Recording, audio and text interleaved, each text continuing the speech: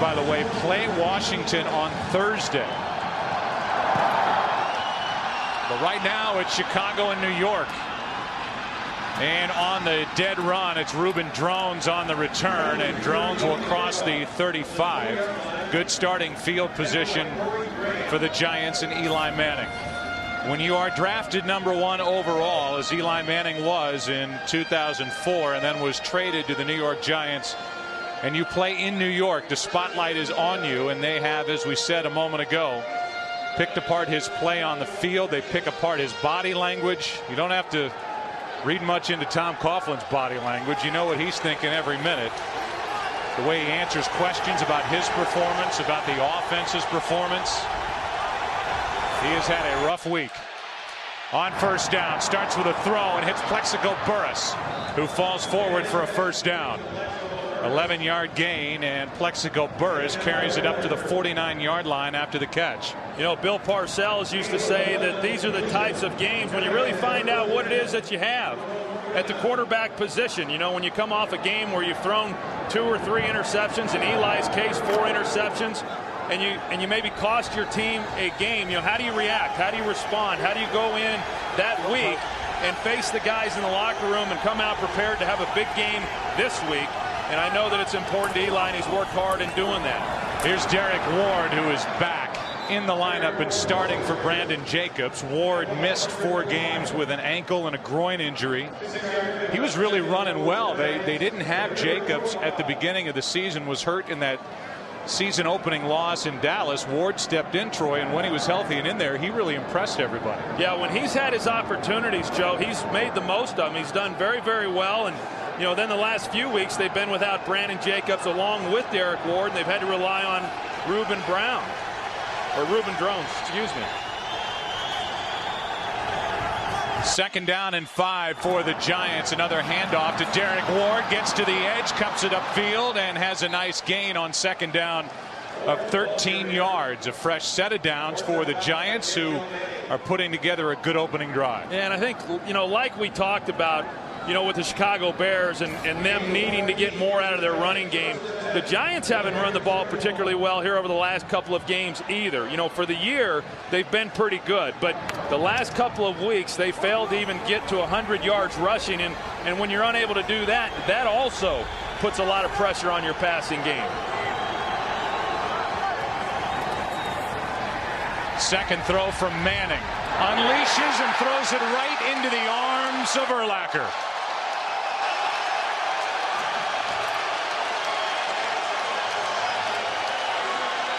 The last thing that Eli Manning wanted on the first possession today. 4 picks last week. 2 passes here today. 1 completion, 1 interception. Well, you can see the space, right, that Eli Manning sees, and you know, I don't know if the ball's getting away from him or if he expected Jeremy Shockey to cross Brian Urlacher's face. I mean, it was clear that Shockey set in the hole where the hole was, and there was been a miscommunication. And I got to tell you, going back to last week, it seems that there are a lot of miscommunications, and I don't know if that's all Eli or if it's all on the receivers or what exactly it is. But you're never going to throw the ball effectively when you're not sure what your players around you are going to be doing. Grossman trying to find somewhere to go, and he hits Peterson in stride down the sideline. An impressive throw. Torber forced him out after a 29-yard catch and run from Adrian Peterson, making his second NFL start. That was a good job there of Rex Grossman moving around, and then Adrian Peterson staying alive. I mean, and this is something that he gives this Chicago offense that a guy like Cedric Benson did not, and that is a better receiving threat. Little hurry-up attack by the Bears, and waiting for it was Fred Robbins and this Giants defense, a loss of 2. I tell you, Fred Robbins, I mean, he gets more playing time because of the injury to Matthias Kiwanuka, and last week in that game against Minnesota really did a great job. Led the team in tackles last week, and he also led them in quarterback hits. Second down and 12 over the middle. It's Desmond Clark. He's got a first down for Chicago at the Giants 39. You know, I like what Chicago's doing. They're going into a hurry-up offense. A lot of times, you know, you'll go to a no huddle, but there's no urgency at the line. There is some urgency with Rex Grossman. I mean, obviously it's early in the game. They got all the time in the world, but he is trying to get a fast-paced offense going right now. Grossman with a pocket, steps up and hits Muhsin Muhammad for 11.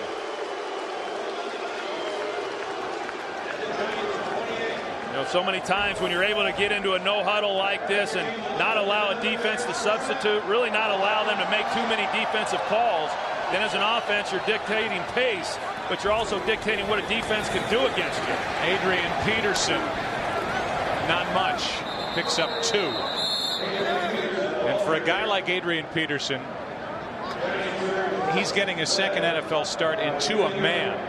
Because of the respect that these Bears teammates have for Peterson, they are thrilled that he's getting this shot. Not because it comes at the expense of Cedric Benson, who's lost and on IR for the rest of the year. But they love this guy, and he's finally getting a chance to start. Blitz, complete, Clark, first down. Grossman really seeing it well here on the first possession for the Bears.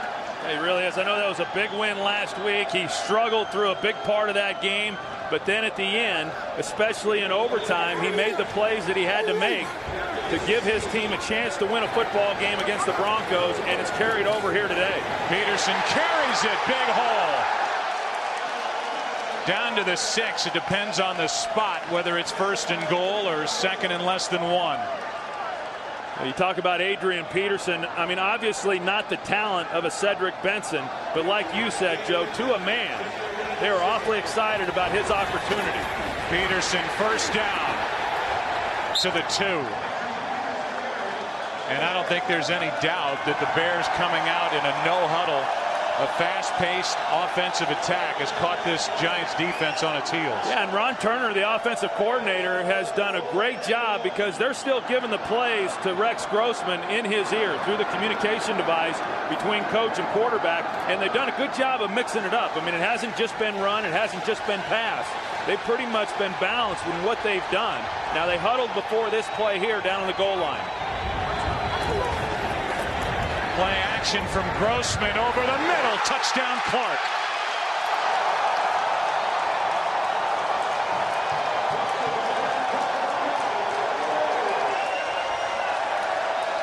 A flawless drive put together by the Chicago offense and engineered by Rex Grossman.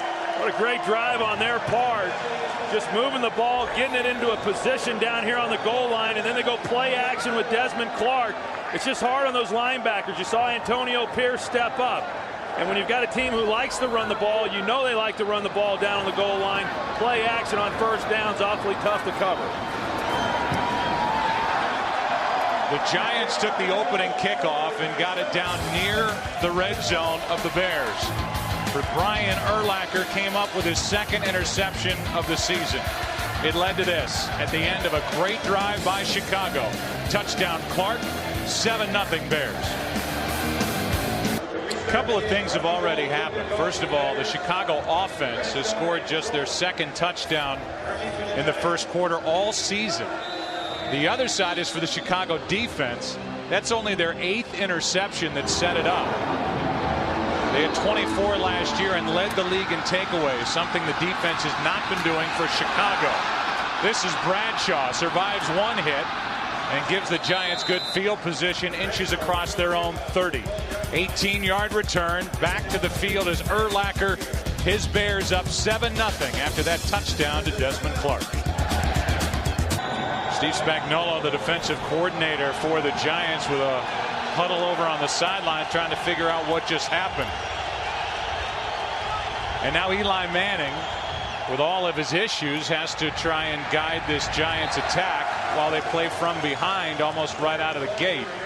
And a 2-yard carry brought down by Urlacher is Ward. And now we'll see how Eli gets along. It is hard for the average fan to believe or understand how Eli Manning, with a combination of Shockey, Toomer, and Burris, guys that he's basically been with since the start of his career with the Giants, can't be on the same page at this point. Well, and a lot of that, I know, relative to Plexico Burris. I mean, he hasn't practiced all season long. Here's Ward again, left side, and he is brought down immediately. Anderson over there. Agunlie in on the stop. A gain of only 1. 3rd down coming up. But it's a good question, and I know that it is a question that the fans out there want to know. You know, how is it that it does not look like they're on the same page? And I go back and I watch the games and I watch the film, and there's just a lot of things that as a quarterback, and I'm not saying Eli certainly could have played better last week, but there are a lot of other things happening that are keeping him or any other quarterback in this situation to be able to play at the level you'd like. I mean, there's just a lot of uncertainty as to what is being asked or what they expect of each other. Eli airs it out. Penalty flag is thrown. There was some contact. Sonoris Moss downfield. He was working against Tremaine McBride, and we'll see if this is indeed against Chicago. Looks like it. Yeah, Tremaine Prior to the McBride. pass, holding 26 defense. 5-yard penalty, automatic first down. And a good call there, and actually a pretty good play there by Truman McBride. I mean, once he knew that he was going to get beat for a touchdown, you know, that's what you want to do, is then grab him. You'll give up the penalty. You don't want to give up the points. You know, and Sonoris Moss, over the last couple of games, he started to come on a little bit. He's starting to get a little more involved in the offense, and probably rightfully so. I think that, you know, Plexico Burress, because of his injuries, now he's got a knee that goes along with that ankle. You know, you can tell, is not running anywhere near like what he had been earlier in the year with that same bad ankle. First down, just a 5-yard penalty on the defensive hold, and Ward carries it left side. McGowan on the stop, a gain of 2. Let's go for a game break. Thank you. And if you want more info on that game, you can go to foxsports.com or NFL.com. Penalty was on Tremaine McBride 2 plays ago. He's playing and starting in place of Nathan Vasher, who's missing his 9th straight game with a tear in his groin. Eli Manning nowhere to go. Agunlie brings him down. A gain of only 3. 3rd down coming up. Well, you're not going to be given a lot of time against the Chicago Bears defensive front. They've done a good job. I mean, they have struggled in a lot of areas defensively. Getting pressure on the quarterback is not one of them. And Agunlie, he is really on a hot streak here over the last 3 to 4 ball games. He's gotten a number of sacks, a number of pressures on the quarterback. Eli had time initially, just couldn't find anywhere to go with the football. 3rd down and 5, and a handoff is to Ward. And Ward is brought down 1.5 yards shy of a first down. A gain of only 3. Briggs made the stop, and a punt is coming from the Giants. That gets a reaction from this crowd because Devin Hester will be back. And if Devin Hester has any chance of returning this punt, it is a mistake by Jeff Fiegels, who is the best in the history of the NFL at this particular objective of downing the ball inside the 20 and not allowing a return. He is a weapon today, Fiegels, for the Giants. Gets a low snap, angles it for the sideline, and it hops out of bounds before Hester can put his hands on it. They mark it at the 19-yard line. 34-yard punt, no return for Hester. 7-0 Bears. Rex Grossman could not have been any better on the first possession for Chicago. 5 for 5. For a guy who started the first 3 games, was benched after a 3-interception day against Dallas.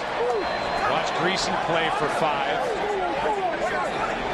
Now he's back making his 4th start in a row. Bears are 2-1 in his previous 3, and he hits Bradley, who's wrestled out of bounds to 25. And I know Mark Bradley is a guy, Troy, you were wondering about. I think Rex is as well. He wants to see Bradley on the field more. Yeah, I was just thinking about it when I was watching the game last week, that here Mark Bradley was a guy who was drafted in the 2nd round a couple of years ago and was coming along. And then he's had a number of injuries the last couple of years, but last year going into the playoffs, he was a big part of what they were doing because he gives them such a big play threat. But they haven't used him much this year. They want to use him a lot more here in this game today. Peterson carries left side, and he is brought down short of a first down by Strahan, a gain of 2. And let's say this, if Bradley gets a lot of action today on the field, it's because Rex Grossman went to Ron Turner and said, hey, let's not forget about number 16. He's a weapon, and he's not doing anything. And I wonder if Rex Grossman would have done that a few weeks ago prior to when he was benched. And I know in visiting with Rex, it just seems like a big load has been taken off his shoulders to where he's willing to maybe voice himself a little bit more than what he would before. He's not worried about the consequences or what may or may not happen. He's just out playing. Peterson lunges for a first down, and that was all Adrian Peterson. A gain of 2 and a fresh set of downs for Chicago. And I mentioned it. I do like what the Bears are doing with a little more urgency within the offense. I know that this has been an offense that has been struggling. And sometimes when an offense is struggling, every single play becomes a grind. And you start thinking about everything you're doing, wanting to be perfect on all the execution. It's hard to call plays. Sometimes speeding things up allows you not to think quite so much and just go out and play.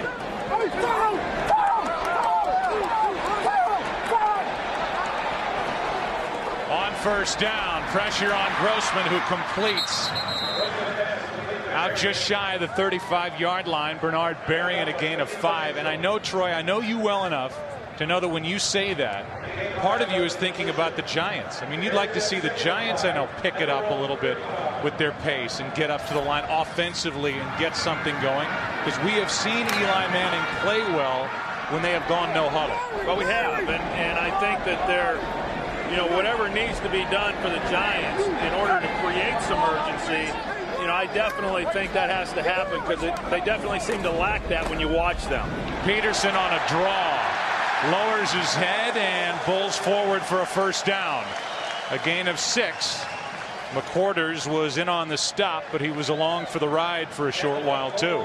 And I tell you, this offensive line for the Bears, I think, is a good group. I know they've come under some criticism as well. And, Olin Kreutz is the guy who holds that whole thing together, their center.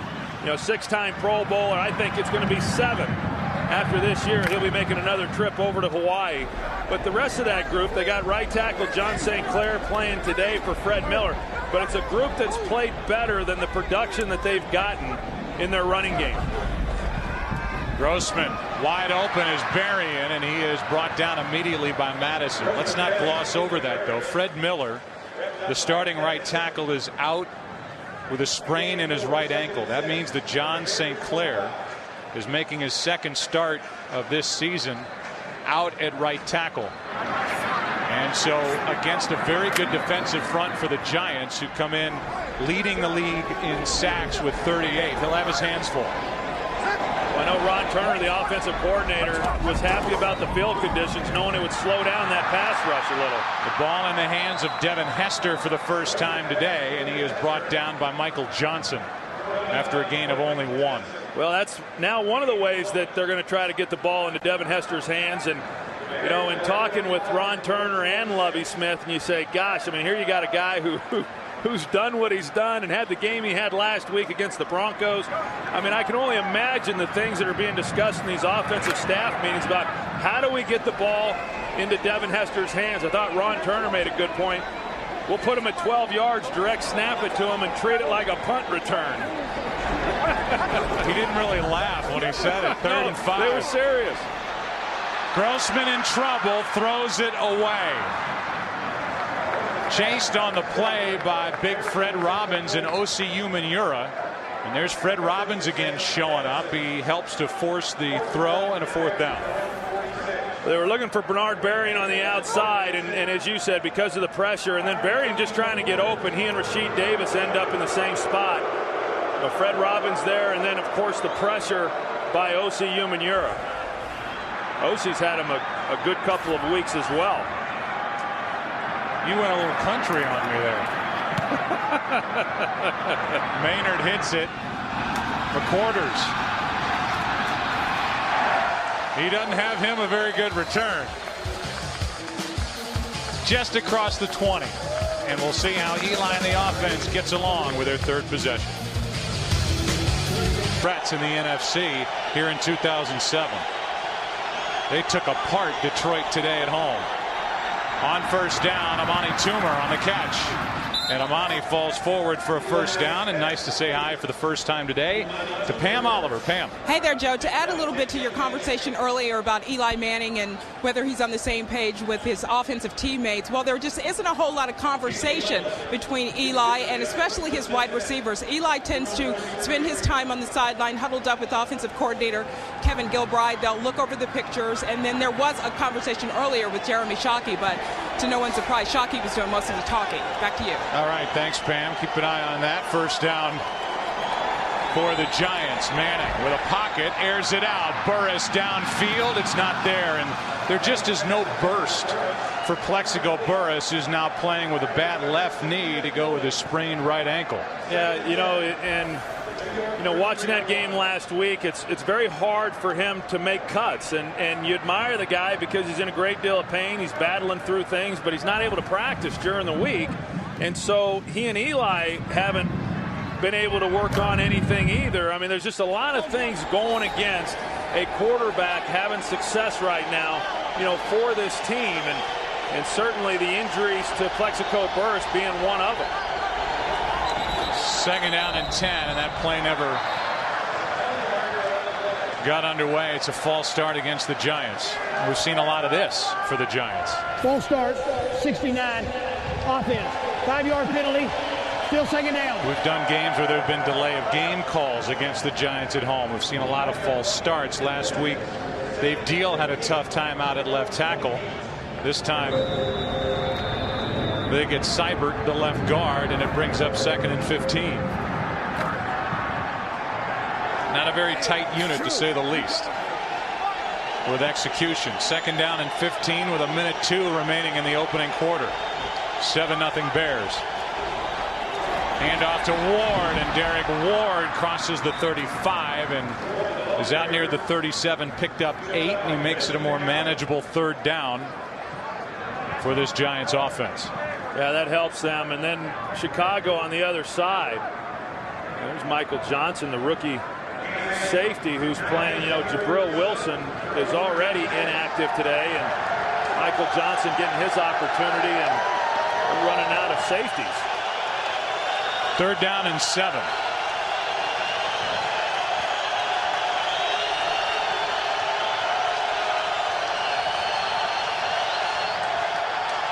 Quick setup and throw, and it is complete to Amani Toomer. It depends on the spot, and I mean, it is right on the line.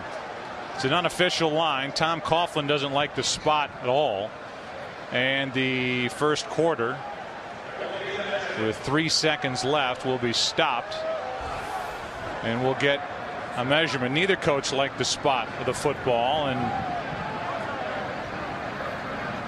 I mean, you can see why it was placed where it was placed. I think it's a pretty good spot. It just depends on if it's enough or not. Yeah, it's going to be close, and from that angle, it's hard to tell if, in fact, he was able to get across the yellow line, and apparently he did. So that's it. The first quarter will come to an end, and the Giants, who are trailing by 7, will have a first down with a ball at their own 43-yard line. So we can get a jump on the commercial break if you want, or we can just wait. Let you do what you want. Okay. 2, 1. That's the end of the first quarter here in Chicago with the score 7-0 Bears. Giants with a first down. When we come back, the NFL on Fox will continue after this. Eli Manning and the Giants just picked up a big first down. Overcame a 2nd and 15. Manning 3 out of 5, 30 yards and an interception. After 1 quarter, down by 7. A blitz from the Bears and a reverse to Hickson, who is wrestled down by Alex Brown. A loss of 8. Well, the Chicago Bears go to an 8-man front, and you're going to see Alex Brown. He just plays this beautifully. He gets up the field. He does not chase it. He reads the reverse coming back his way. He holds his ground, and then he's able to make the play. I mean, that's textbook right there on how you contain on the backside. So many of these teams, they want to run that reverse around the back if you over pursue. Chicago got gashed last week against Denver on some misdirection stuff. I guarantee you that's something they spent a lot of time working on this past week. 2nd and 18. Manning with all day down the middle, throws behind Burris. It'll bring up 3rd down and 18, and we go to Kurt. When you're really pressing, you start aiming the ball. You just don't turn it loose, and that's what it looked like Eli was doing on that last throw. 3rd down and 18. Underneath, playing it conservatively, it's Ward. well short of a first down. And so if you listen real carefully, you can hear Giants fans all the way from New York saying, come on. Well, those throws there, the one that he missed to Plexico Burress, those are the throws that really any quarterback in the league has to be able to make. You know, that was not a throw to where somebody did something that Eli wasn't expecting, or, you know, the ball wasn't where it was supposed to be.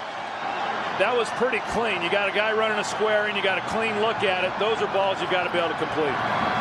Feagles aims straight for the sideline away from Devin Hester. Puts it in his hands, but there's just nowhere to go. So a 5-yard return for Devin Hester. Another possession for Chicago. Bears lead it by 7. A peek into the huddle for the Bears shows you that Devin Hester is in the lineup for Chicago, starting at their own 15.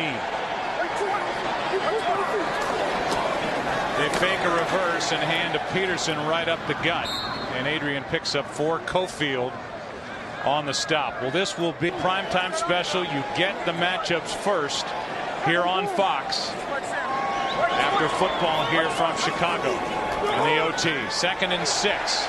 Down the field, Devin Hester behind the defense, drops it. Oh, man.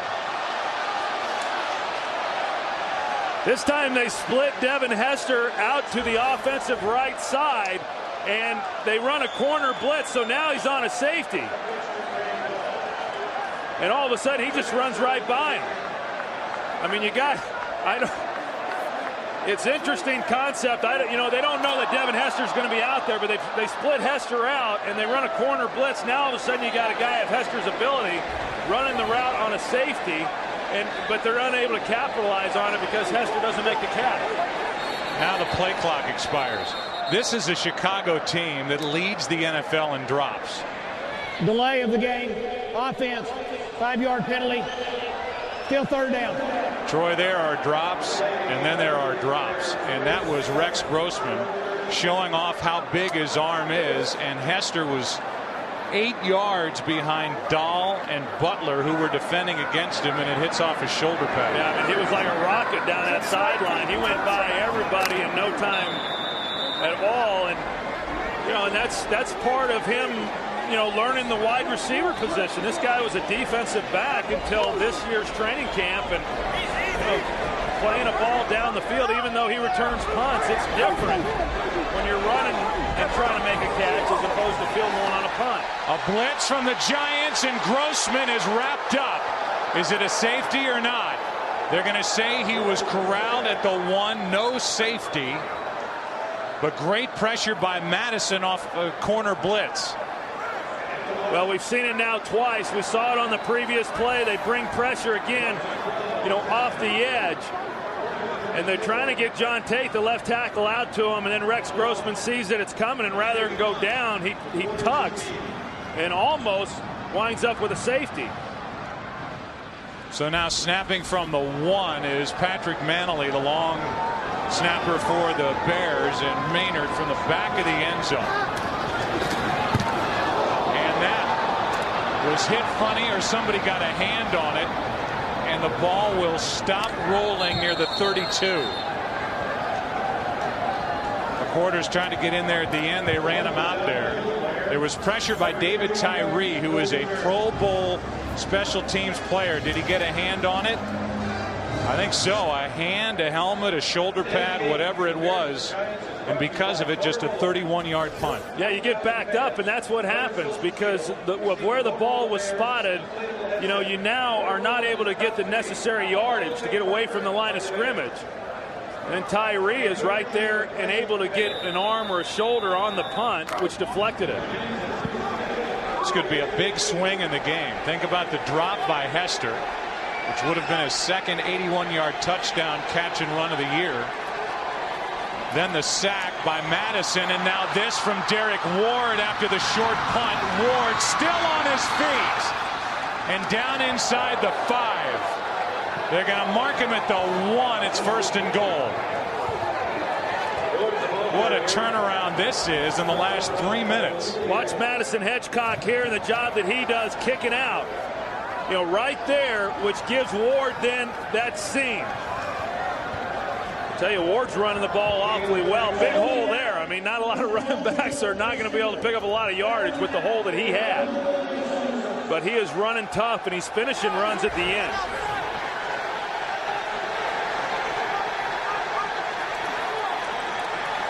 This is Drones, and he pounds it in for a touchdown. Reuben Drones has 6 touchdowns. Meanwhile, the challenge flag, I believe Lovie Smith was challenging that Ward had stepped out of bounds going down the sideline before getting to the 1. But they didn't see the flag, let the snap happen. And Reuben Drones at the moment is credited with his 6th touchdown run, all 6 one-yard touchdown runs this season. Let's look. Here's what Lovie Smith was challenging on the previous play. Prior to the ball being snapped, Chicago was challenging that the runner had stepped out of bounds prior to getting to the 1-yard line. I think he's in the whole way. Well, I do too, but I mean, how do you come back after the play has been run? I mean, Lovie says that the flag was out prior to the play. Probably was, but if nobody saw it, how do you not count the touchdown? So right now we're in a Chicago challenge. Take a look at the challenge flag right over the peanut gallery. I pointed to the wrong spot there, Troy, but right over there, but the ball's already been snapped and the challenge flag is flying in. I agree with you that it was too late to challenge, and Lovie Smith, he doesn't care if they lose the challenge. Either way, it takes the touchdown After away. reviewing the play, the ruling on the field stands. The runner did not step out of bounds. It'll be 1st and goal from the 1. Chicago will be charged with their first team timeout. But the Bears benefit because it takes a touchdown off the board. Well, that's right. And I mean, he threw it before he knew what the result of that play was, but the flag was thrown as the ball was being snapped by the Giants. And so, to me, if it's not thrown in a timely fashion to where the officials can recognize that it's out and a challenge is being made, then it shouldn't count. I don't know. I mean, this whole challenging thing, people know where I stand on it. I'm just against it. I don't think it works as well as what it's supposed to. And too many times we see things like what we just saw.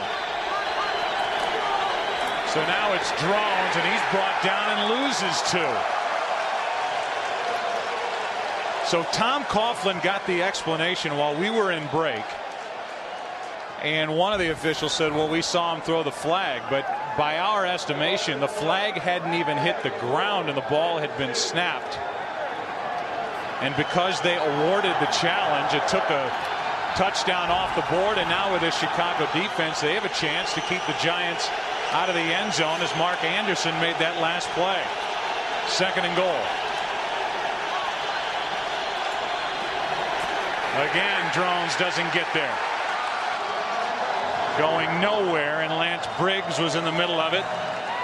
For Chicago, it's 3rd and goal. Yeah, Lance Briggs, I mean, what a year he has had, and to think that they may not have even have had him. He comes shooting right through the middle there and misses Hedgecock and is disruptive just enough to where he's not able to get any kind of leverage to get into the end zone. We'll take a break. The player for the Bears is down and getting looked at. Darwin Walker getting. So now it's 3rd down and goal. I think the point you made, Joe, on that challenge was Lovie Smith was going to win either way. Right. And he's won to this point if his defense can keep the Giants out of the end zone. Handoff is to Ward, and justice is served as Ward gets in for the touchdown on 3rd and goal. So the Giants pound it in, and you go from what looked like an 81-yard touchdown throw to Devin Hester on one end to a sack by Madison, a short punt, good play by Tyree, a couple of big runs by Derek Ward, and he gets his 3rd touchdown run of the season on 3rd and goal. Well, it was a nice job, you know, with the field position for the Giants on that possession to to be able to finish it off and come away with a touchdown as opposed to a field goal, which a lot of times is what they have had to settle for this year. Lawrence Tynes now. High snap, drills it through. Go back to the Hester drop, trying to get the hang of it on offense, now running away from the ball instead of running toward it. He could not make the connection. Ward pounds it in. Tom Coughlin and the Giants have tied it at 7. The old running games work.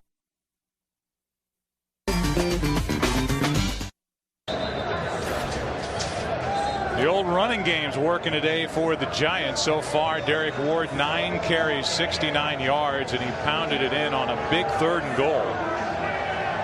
And the Giants have tied this game at 7. He's impressive. At one point picked up off the practice squad from the Jets. And without Brandon Jacobs, their big feature back, they're not missing much with Derek Ward in there right now. No, they're not. And even when Derek Ward was down, I thought Reuben Drones had done a good job running the football as well. And it's a good thing the Giants came into the season with some of the depth that they have at the tailback position. And even their rookie, Ahmad Bradshaw, last week got an opportunity.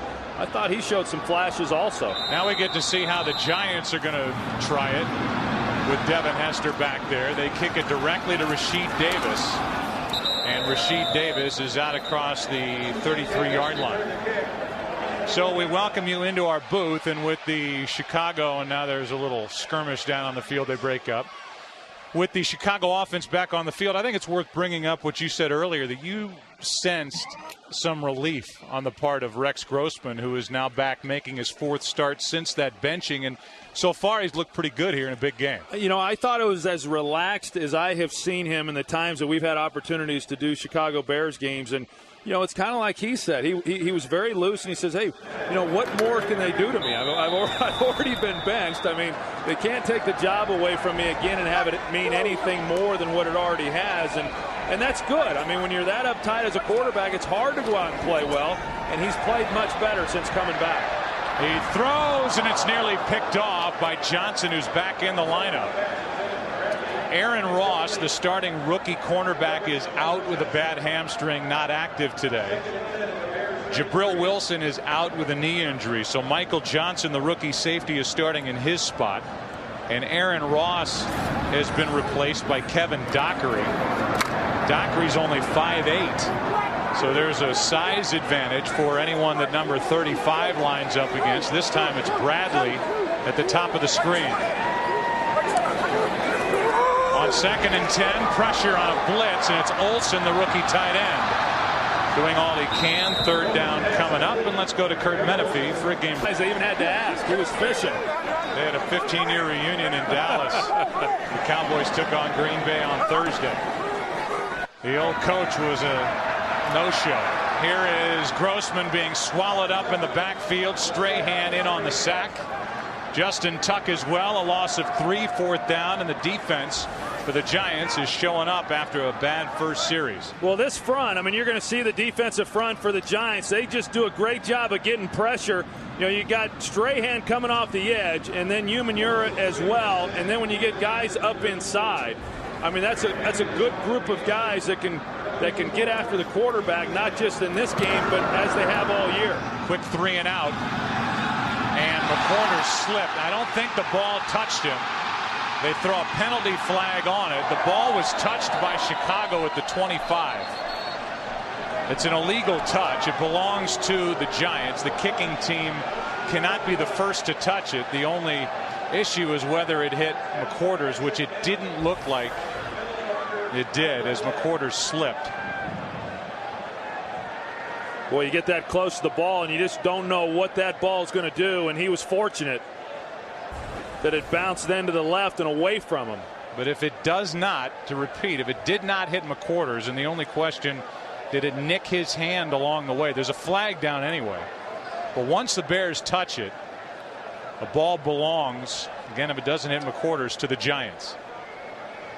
Because it's in the category of an illegal touch. But we'll check the marker, and I don't know if they're discussing right now whether it did hit McCorders. If it did, then it's a different story, and the Bears can get the football.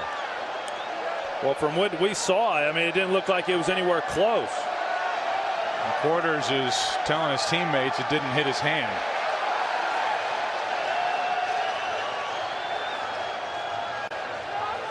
So the long discussion, there's a lot to determine here. But the main thing is whether the ball hit McQuarters. If it missed him altogether, and that didn't hit his hand, if it missed him altogether, it looks like it did, the Giants will have the football. Well, if it hit him at all, it hit him down around the ankle or in the shin, and from the first look that we had, it didn't look like it was close to hitting him there either. I would agree. I thought the only question was whether it hit the hand, and that second replay, the one we just showed you, didn't look like it caught him in the hand at all. Here's another angle.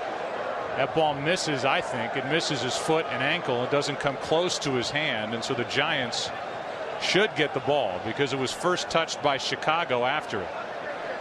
It's kind of an illusion. I don't think that hit his hand. Illegal touching of the kick by the kicking team, number 21, who went out of bounds and came in and was the first to touch the kick. 5-yard penalty, replay, 4th down. So, hey, RW, you got to go back. Hey, put your helmet on. You got to go back and return another punt. He's pretty proud that he was right in saying that he didn't touch it. Well, he didn't touch it, and here's where the flag was. As they get Corey Graham for going out of bounds and being the first to touch it. And they are going to make Chicago re-kick. They could tack on 5 yards at the end of the punt, but they're going to make them re-kick. And with a sloppy field, you never know what you may get. Yeah, and I know in talking with Tom Coughlin, I mean, he said, hey, this is a game where field position is really important, and it's always important, but when you look at these two teams and the offenses, the way that they have both been struggling, and then the field conditions on top of that, yeah, I mean, field position is vitally important, as we saw when the Giants were able to get great field position and then take it in for their 7 points. So McQuarters now will wait just inside his 30. Ball be snapped from the Chicago 29, and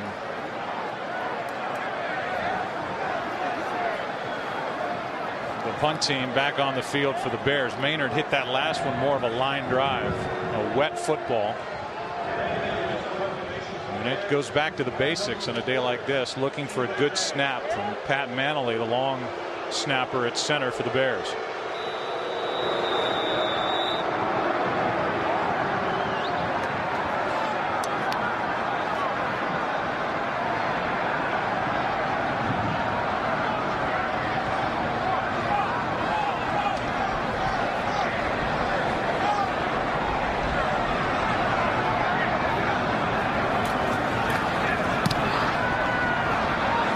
This one sends McQuarters back to the 25. A chance for a return. Good coverage downfield, and McQuarters out to the 31. That's it. 6-yard return. Garrett Wolf downfield to make the stop. Giants have it. We're tied at 7. It is a foggy, cold, wet day in Chicago. Good football weather. Easy for us to say. Tucked into our warm little booth with snacks provided by Ben Altop here in our broadcast suite. Forgot to say Ben's name on Thanksgiving, so it's a make good. Happy birthday, Ben. Happy birthday, Ben. First down, Giants. Tie game starting from their own 31, and Derek Ward with a leap, a gallop, and out of bounds near the 35 of Chicago. 33-yard run. Tillman forced him out, and another impressive carry by Derek Ward. Yeah, right off this left side, you know, with Seibert and Deal and getting the push, and then Ward being able to get inside of those blocks and then back to the outside, and Burris doing a good enough job anyway on Tillman in the secondary so that Ward could then get up the sideline. But I'll tell you, Ward is having himself a heck of a first half. Already over 100 yards on the day. Manning steps up and hits Amani Toomer. First down, Giants. 12-yard completion. And Brandon McGowan was in on the stop. Interesting that McGowan, Troy, is starting now for Adam Archuleta, who has in essence been benched. Archuleta had a very disappointing year last year with Washington. Lovie Smith wanted him here in his defense, as he had him in his defense in St. Louis on a Super Bowl team. But Archuleta's on the bench and McGowan's a starter. Yeah, and Archuleta probably should have gotten satin down a few weeks ago. That ball just slips out of the hand of Eli Manning. They're calling it a fumble, and Chicago takes over. Anthony Adams on the recovery for Chicago, and let's take a look. Yep, open hand. I mean, they call that the open hand, and if the arm is going forward and the hand is empty, then it's a fumble. And as you can tell, the ball comes out as soon as he brings his arm back to make the throw. I mean, I know the conditions aren't that great. There's been some precipitation. You know, but we've seen that not just from Eli. We've seen that from a number of quarterbacks this year, and it's strange because this year they allow the quarterbacks to really rough the balls up pretty good. I mean, they're broken in very, very well. They're not brand new footballs that they're throwing with like what they had in previous years, and so it surprises me that sometimes the ball comes out like that. I don't know what that's about. Second Giants turnover of the day. A Manning interception, now this fumble. Big news for a Bears team that hasn't been getting takeaways like they did a year ago, but that was a gift. And now Adrian Peterson carries it for 3 yards on first down after the Bears take over. Well, it's a gift, and it's a disappointing thing, obviously, for Eli Manning, because the Giants were really doing some good things. Derek Ward running the football, Eli, hitting the pass there to Toomer. They were getting a drive going and looking like they were going to be able to get points on that possession, and then only to give it to the Bears. 2nd and 7, more of a hurry-up attack by Chicago, just like they opened the game. And this is Olsen on the catch, Mitchell on the stop, a gain of 3, 3rd down coming up, and the Bears just go right to the line of scrimmage. They go right to the line of scrimmage, and I think that for the Giants defensively, I mean, this is when, if you're a good defense, you get the ball right back to your offense. Manning throws down the sideline. Grossman does, and it's caught by Berrien. Madison on the tackle. What a throw by Rex Grossman. And Bernard Berrien there on the other end, 50 yards to take the ball to the Giants' 15. I'm trying to figure out how Bernard Berrien even made the catch. It was good coverage by Sam Madison. I mean, you're going to see where the ball is positioned. I mean, that's pretty good coverage right there by Sam Madison, and yet Bernard Berrien able to make the play. And again, the Bears get right to the line of scrimmage. Grossman steps up, dumps it off. Adrian Peterson makes a move down to the 5.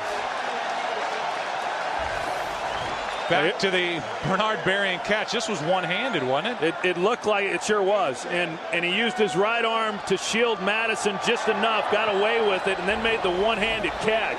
And we saw that from Santana Moss a couple weeks ago there with the Redskins. It's a great play. Bernard Berrien, who also had a great game in last week's win over Denver. 1st and goal from the 5, and Peterson's going to lose a yard. Kavika Mitchell came in to make the play.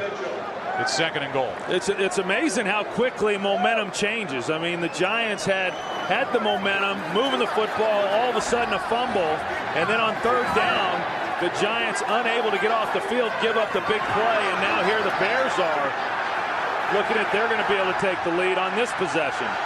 The officials trying to do all they can to keep these two sides from getting into a fight. Well, and you got Rex guys, they're playing at such a fast pace that some of the guys don't know when they're going to the line or when they need to get huddled. Rex getting them back in the huddle right before this play. Play clock at 2 as Grossman got the snap and throws it away. Olsen was close enough to it, and the ball very close to Dockery defending for the Giants. It's 3rd and goal. And Rex ends up taking a hit at the end of this play, and you just know that, when you're playing teams like the Giants with the number of sacks, just like Eli Manning's going to have today, I mean, you just know going into a game like this, it's going to be physical and you're going to take your shots. You just hang in there and get up and get ready for the next play. 3rd and goal.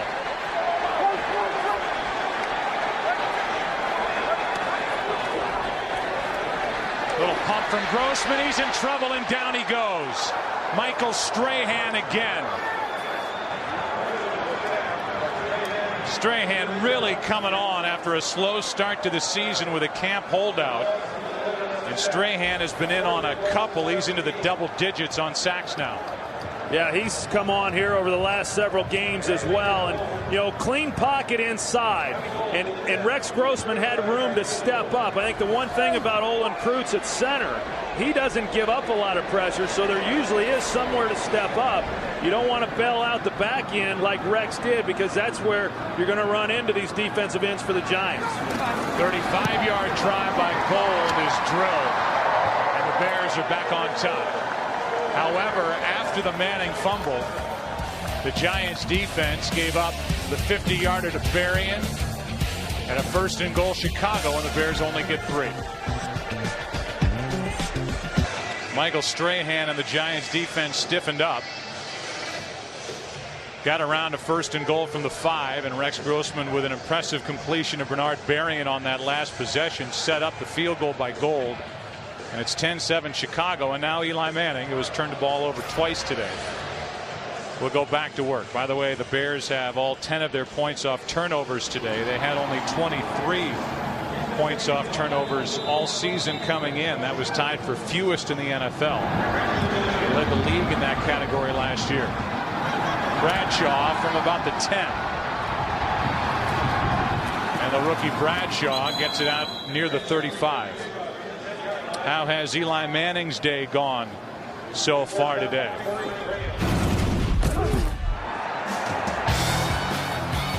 Through the interception to Urlacher that led to the first touchdown of the day. Missed Burris, who was open. And then the last time they had it, while driving, using their running game to move the ball down the field, Manning lost the handle, turned it over, and the Bears went down and got 3 points. Yeah, well, we had said coming into the game, Joe, that, you know, after what happened last week and what he's dealt with, I mean, it's important to come into this game and get off to a good start, feel good about the way that he has been playing, and that has not happened here in this first half. But, you know, if they're able to do something here with this possession, drive down, get points on this drive prior to halftime, that'll make this team feel a lot better at half.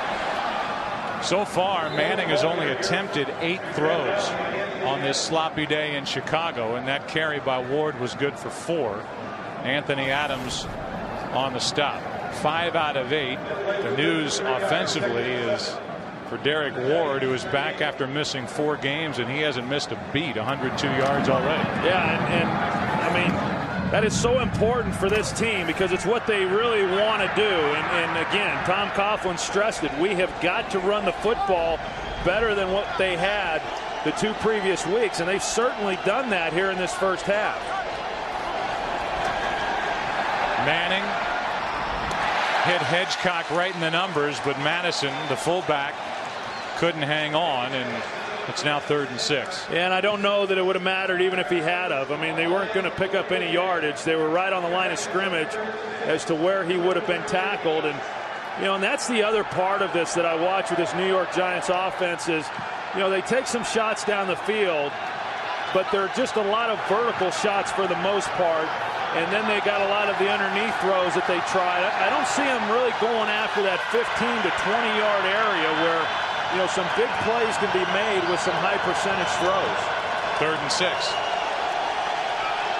Play clock expiring. Just get it away. A toss to Ward running right. Brought down short of first down yardage. So they don't want Manning throwing it on 3rd and long. They'd rather have Ward run it. And it's not enough. 4th down. Well, that's the second time they've done that here in this first half, to where it's been really a passing down on 3rd down, and they've tried to run a draw or run a quick sweep and pick up the first down. And those are hard distances to pick up in those situations. And, you know, it does look like that Kevin Gilbride, as the play caller, is trying to protect Eli a little bit in how he's calling the game. So here's Hester. Another chance. Fiegels angles toward the sideline, hits a good punt with a lot of air under it, and drives Hester back near his own end zone. Good coverage downfield, and forced out at the 10 after a 53-yard punt is Hester by Chase Blackburn. Well, Fiegels is as good as there is in the National Football League at directional kicking the ball. I mean, that sounds like it's easy to do, and I know that fans out there would say, oh, yeah, you know, just punt it away from Hester. But in an attempt to try to punt it away from him, then you're worried about the ball coming off the side of your foot. But that punt that he just had was absolutely textbook. That's the old coffin corner that you don't hear a lot about anymore. He just put it in there. He's one of the few guys that seems to even bother to try at that coffin corner. And here's a guy with all 3 punts have been down inside the 20, over 500 in his career. #1 in the history of the NFL in punts and punt yardage. Good guy to have when you're facing a team with Devin Hester. Here is Peterson over the right side and out to the 15-yard line. Gain of 5. Yeah, and really not a lot different from they're huddling now, but you know, right now with 2.5 minutes to play in this half, they have 2 timeouts, and because of where they're at on the field, I'm sure that they want to see what happens here on 2nd down, or whether or not they're able to pick up a 1st down. And my guess is if they do, they will then get into a no huddle, as we've seen for much of the first half. Play action. 2nd and 5, and the pass to Muhsin Muhammad. Hit from behind and dropped at the 35-yard line. And that will likely take us to the 2-minute warning in Chicago. With, as Troy said, 2 timeouts left. Get the big 21-yard completion from Rex Grossman to Muhsin Muhammad. They have the lead with 2 minutes left in the half. It's easy to throw all the focus on Eli Manning, but Rex Grossman's playing for a lot here down the stretch, not just team-wise, but he admitted to you that he does think about where he might be next year, and depending on how he finishes, he could be back here, maybe with the Bears. Could have a big contract, could have a relatively cheap contract. If he fizzles down the stretch, it could be a Joey Harrington type situation. As he spins, gets out of trouble, and throws it right to the hands of McKee, the fullback, and Aikman's giggling for the little spinorama that Rex Grossman did right in the middle of the pocket. Pretty funny stuff. I mean, he had some pressure. He did a little whirly bird in the pocket, you're going to see, and then I don't even know how he knew Jason McKee was out here. I mean, he just turns and throws it before he gets blasted there by Fred Robbins. So it's 2nd and 10. Giants defense trying to get the ball back. You can hear the wind, its effect on our microphones. The wind is really picked up as Peterson gets it. Now the Giants could use a timeout defensively if they wish. They have 3 remaining and the clock is stopped. Who stopped it? The Giants did. First team timeout. Giants, 30-second timeout. So Current here over the last couple of weeks also. 3rd down and 9 for Chicago, and the pass to Rashid Davis. Complete, 1st down at the Chicago 49. Well, and as I expected, now Chicago's going into their no huddle. I mean, had they not have been able to do anything there, they'd have been content just punting the ball. But the Giants call a timeout. Chicago gets the 1st down, and here they go. Grossman looking for somewhere to go, and he drops it to Peterson. About even with Grossman when he let it fly. A 7-yard gain. Dahl on the stop for the Giants. And it's 2nd down and short with over a minute to play. 2nd and 3.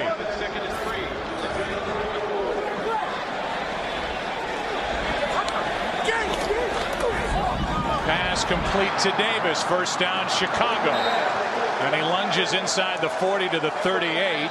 And the Bears will use one of their 2 remaining timeouts. Grossman didn't want to, but Desmond Clark called it. Yeah, I can understand why Rex Grossman would not want to use a timeout. They really had the Giants defensively on their heels, and why you would then burn a timeout to allow them to regroup. I could see where Rex wouldn't want that to happen. They threw a flag right at the very end of the play as the tackle was being completed. But I was looking down there. It was Desmond Clark. Definitely for one, maybe Muhammad, who called for timeout, and Grossman was shocked. There is no foul for delay of game for holding the player down. Chicago had called their 2nd team timeout. So now the Bears have a 1st down. Rashid Davis with a couple of catches on this drive. Well, I don't know how that's not a foul. I mean, it's obvious Sam Madison was holding Rashid Davis down and not let him get off the field or get up to get back to the line of scrimmage. Coming up on the Visa halftime report, Kurt 21 in this half, 194 yards, a touchdown. Little pump fake, and behind the defense, but overthrown is Bernard Berrien. Grossman, who has completed passes to 7 different receivers, had Berrien but overshot him. Had a chance. Good call there by Ron Turner. 2 guys really over there trying to slow Bernard Berrien down, but there's the play fake. Try to get the defensive back to bite. Sam Madison in man coverage never saw it, but the safety Michael Johnson did. Bernard Berrien was able to get in behind Madison and just missed a touchdown there. Grossman, Muhammad, overthrown. Wind, a wet ball, and Grossman's all fired up. 3rd down and 10, shaking his head. Got a little jump to his step, and now it's 3rd down and 10 for the Bears. Yeah, I think on that last play, the first shot that he had to Berrien was a good shot. He had a chance. On that last one, he did not. And considering where they're at on the field, had he have just been able to come down and check it down, then he's able to at least try to get into a position for goal to get a field goal here before the end of the half.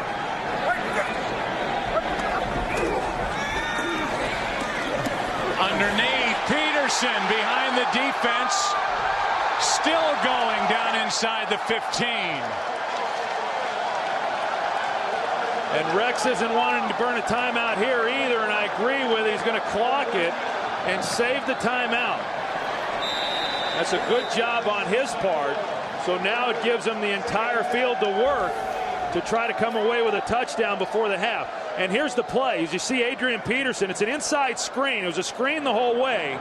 That middle screen, get the pass rush up inside. Rex Grossman's been getting some pressure all throughout this first half. And then dump it off to Adrian Peterson with nobody there in the middle. Grossman has completed on 3rd and 9 and 3rd and 10 on this drive. Bears have been 0 for 13 on 3rd and 5 or more over the last 2 weeks, and that is over the head of Muhsin Muhammad with 19 seconds left. It's 2nd and 10. It's a good decision on Rex Grossman's part. I mean, that doesn't look like much, but he didn't have anything. He just throws it over his head, stops the clock. It's now 3rd and 10 as they clock the ball on the first down. The incompletion makes it 3rd and 10. The ball just inside the 20, and Ron Turner trying to dial up the right play for Chicago. Well, he's dialed up a lot of good ones here in the first 30 minutes.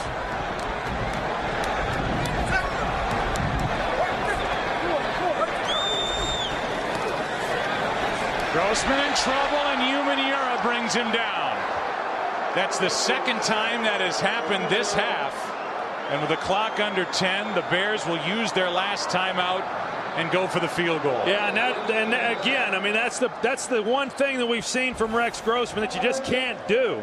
I mean, you can't bail out on the backside with depth against these defensive ends. You have to step up inside, and he gave up a lot of field position there on the attempt for the field goal. You can't make that move there. You've got to try to get inside, and as we've seen, the interior guys with Olin Kreutz and and the other guys, Terrence Metcalf, Roberto Garza, those 3 guys inside have done a good job of not allowing a lot of inside pressure. First sack on the road for Umanura, whose first 10 came at Giant Stadium and 4 New York. They've got 5 sacks today, 1 by Madison, 1 by Strahan, Robbins, Justin Tuck, and now Umanura. And now with 3 seconds left, it'll be a 46-yard try for Gold, who hit from 35 earlier. You got the center.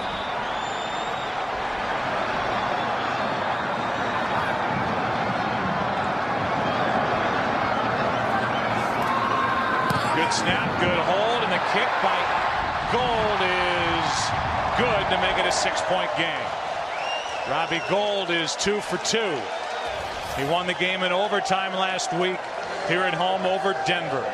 13-7, Chicago out in front after 1 half of play at Soldier Field. Visa halftime show coming up right after this. We are not dumb tough. We all like to be tough, but we're not dumb tough, and I'm not, meaning Tynes. It is not his objective to kick it anywhere near Devin Hester. Instead, he kicks it out of bounds, and there's the fear factor of Devin Hester.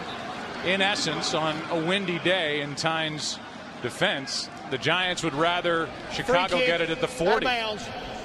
Ball will be placed 30 yards from the spot of the kick. Joe, I don't think that that's what Tynes was trying to do. I mean, you say dumb tough and all that, and I understand what you're saying, but you know that's pretty dumb what just happened, giving the ball to the Bears on the 40-yard line. And as we said, Tom Coughlin said, hey, this is a game about field position. Well, now you're giving the Bears great field position to start this second half.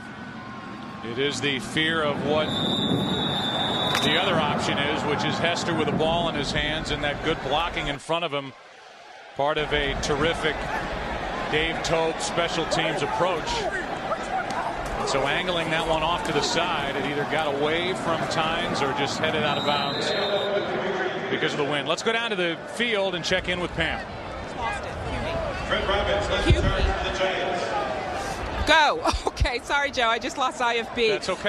Tom Coughlin kind of accentuating the positive for his team, saying that he looked up at the scoreboard, saying we're not that far out of it. We get something going in this quarter, we'll get our momentum right back. Meantime, Lovie Smith sort of brushing off the significance of those 5 sacks on Rex Grossman. He said that the Giants are just a good pass rush team, and you expect that, but his own defense, he says, has to shore up its efforts in the rush game. Back to you. All right, Pam, that one's nearly picked off by James Butler, who got his right hand on it. It's 3rd down and 7. And so Pam's dealing with the elements, and we can hear the wind hitting our microphones down there. The rain has stopped, and it rained all morning and was pounding down. They didn't take the tarp off this field until 65 minutes before kickoff.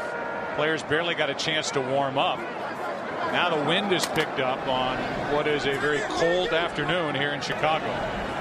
3rd and 7.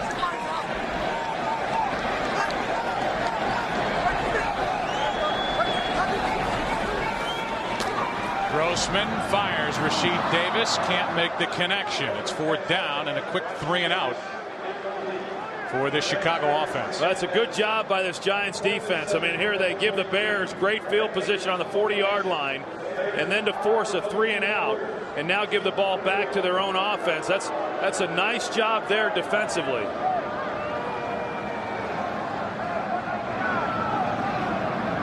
Maynard will punt. McQuarters waits deep.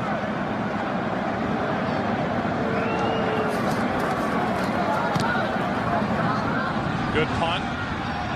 Spiral turns over, and McQuarters from inside the 15. Across the 20, and that was it. They're going to mark him right at the 20. Gilmore on the stop, 7-yard return. Eli Manning and the Giants offense to the field, down by 6. All the mascots doing the Soldier Boy in the end zone to our right, and the Giants receiving today. That may tell a story in a roundabout way. I mean, the Giants have had the ball, Troy, 6 possessions. Manning has thrown 9 passes. We'll keep an eye and thoughts on the play calling here to see how much they want to put it in Eli's hands. Down by 6, starting at the 20. And Derek Ward lost the football. Chicago has it.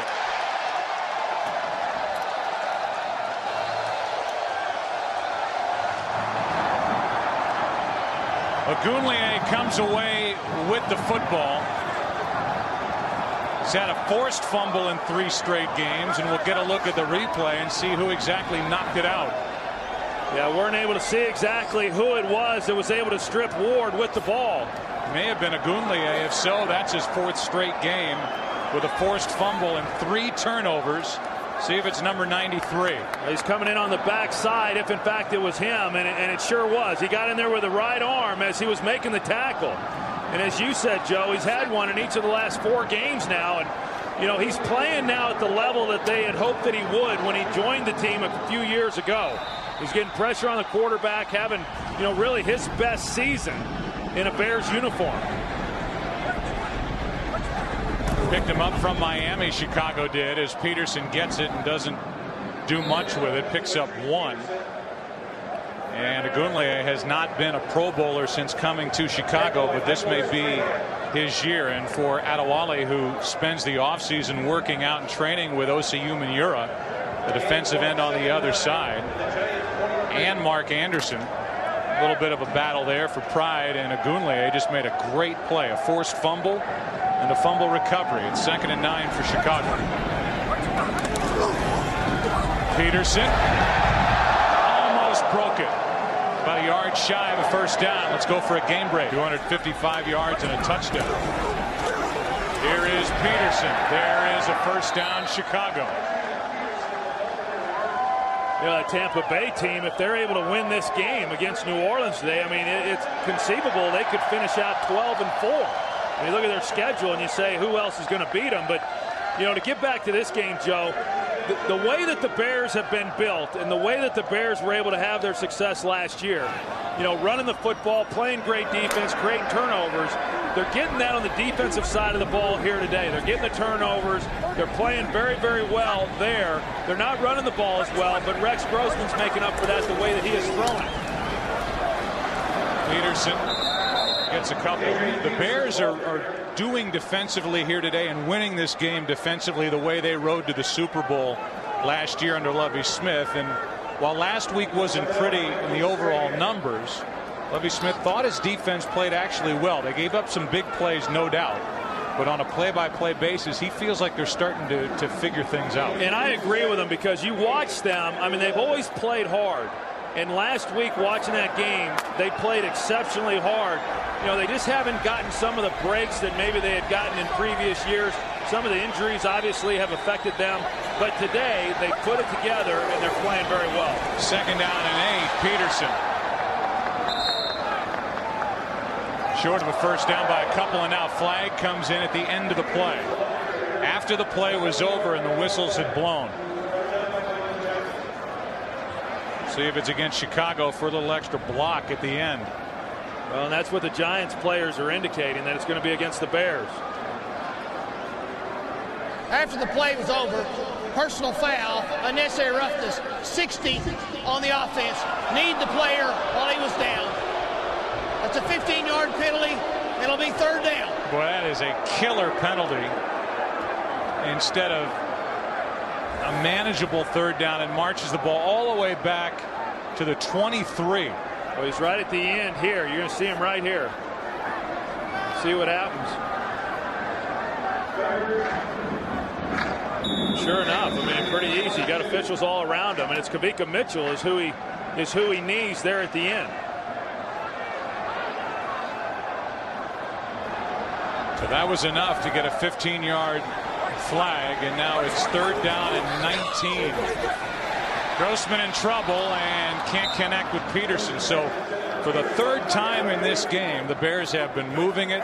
They've been down inside the red zone, and this time, instead of a sack, it's a penalty on Metcalf that marches the ball back, and Chicago has to settle for a field goal try. And that's why, to go back to what Tom Coughlin said to Pam Oliver coming out at halftime, is that, you know, hey, it's a 6-point game. You know, it's still a close game, and the reason that it is for the reasons that you just said, Joe. 41-yard try here for Gold, who's 2 for 2. And one of the better kickers in the NFL. Dealing with the wind and the elements. Man, that thing just got over the crossbar. Hit a wall of wind. Here's the fumble that set it up. NYGvCHI2007wk13 knocked it out, grabbed it. Bears had 3, lead by 9. Well, the defense outside of that first possession where Chicago went down the field and threw the touchdown pass from Grossman to Desmond Clark, done a good job in the red zone. However, Chicago trying to even their record at 6-6, leading by 9. And all of the points today by Chicago off turnovers. What a difference this week for the Bears defensively, leading to their 13 points. And now what a play as Bradshaw returns it 17 yards, and he was drilled by Jamar Williams.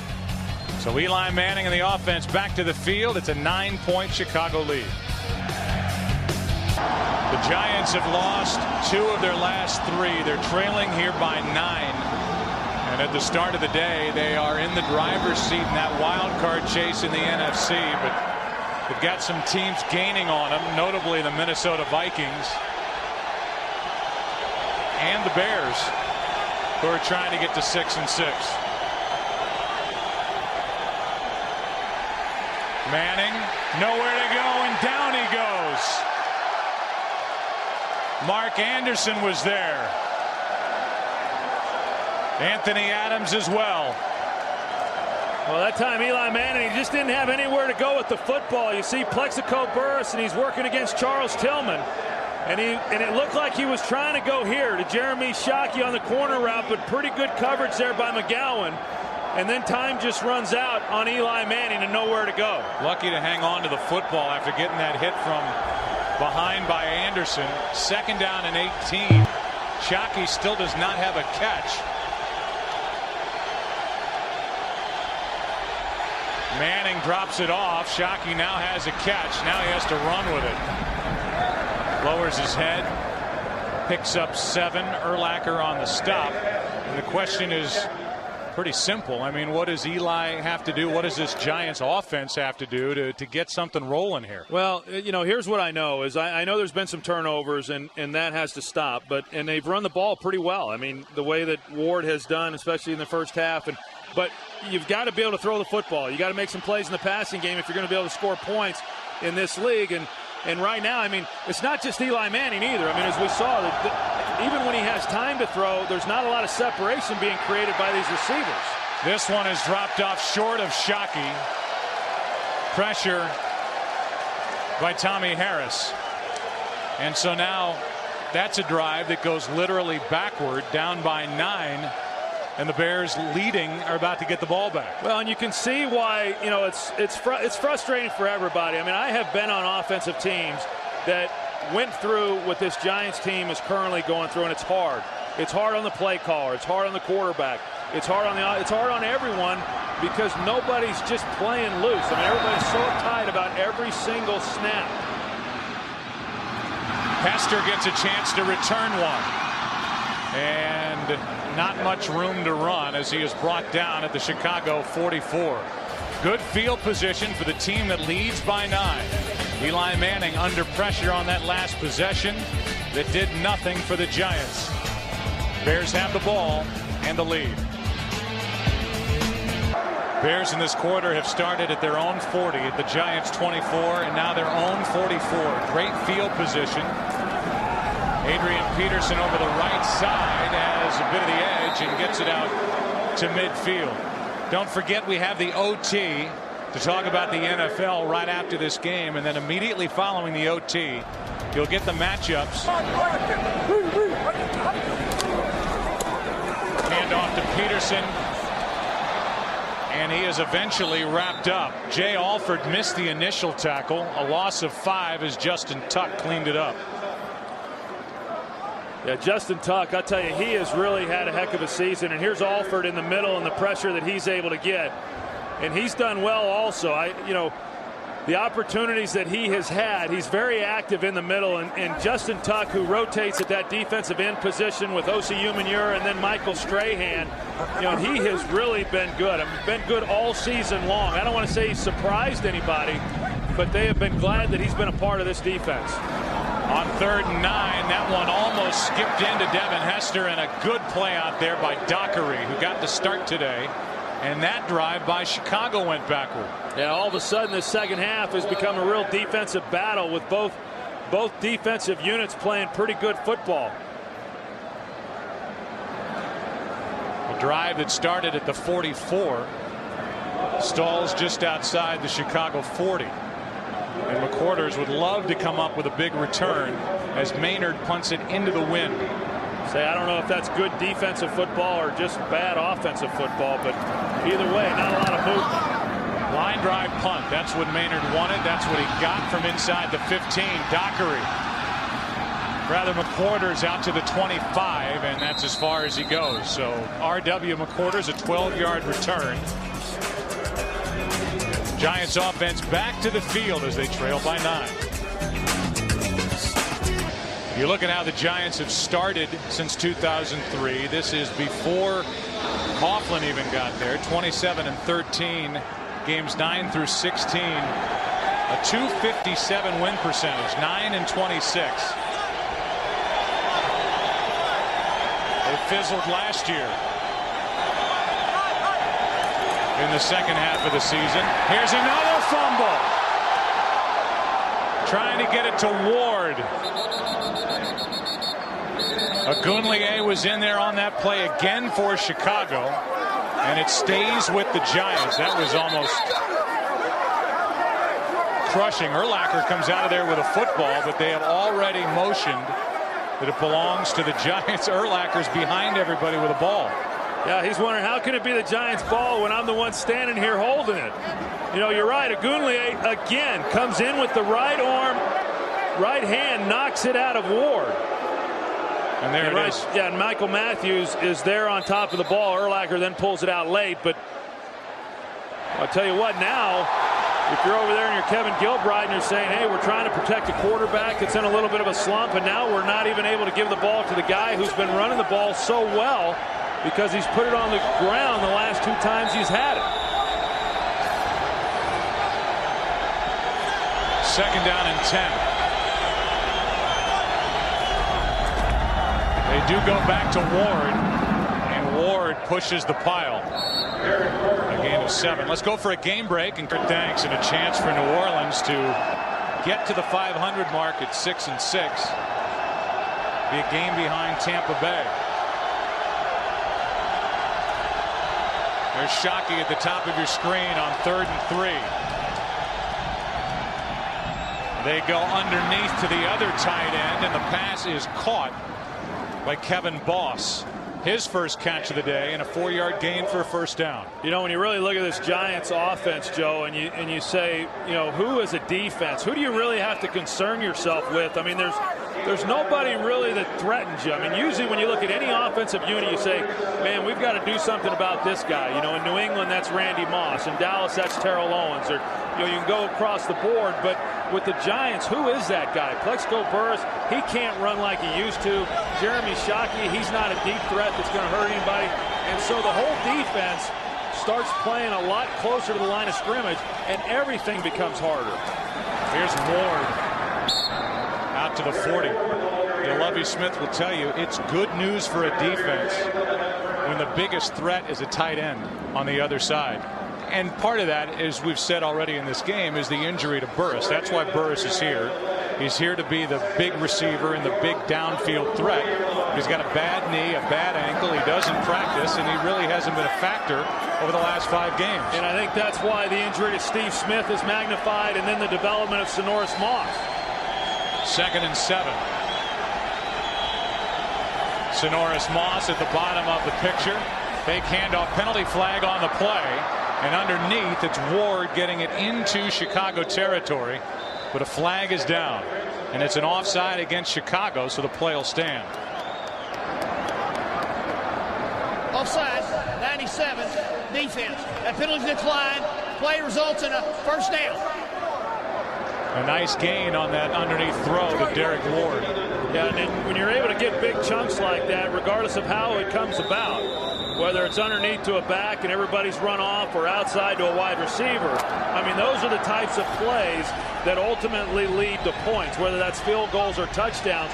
It is very hard in the National Football League to sustain drives without getting big chunks at some point in a possession. Toss to Bradshaw, tripped up. Lance Briggs in on the tackle, and he had help. But let's say this. I like what Gilbride's done on this particular drive. It hasn't been risky. It's been pretty conservative, but they threw the 1 4-yard completion on 3rd down and 3 to Kevin Boss, a backup tight end. Fake a handoff to Ward out of the backfield, dump it to him over the middle. Very conservative, but effective for Gilbride. Yeah, and when they work and when they're effective, everybody likes it. You know, I mean, the play caller is really good when the plays are actually being executed and guys are catching the football and moving the ball. 2nd and 8. This could be a free play. Looked like Chicago came across prior to the snap.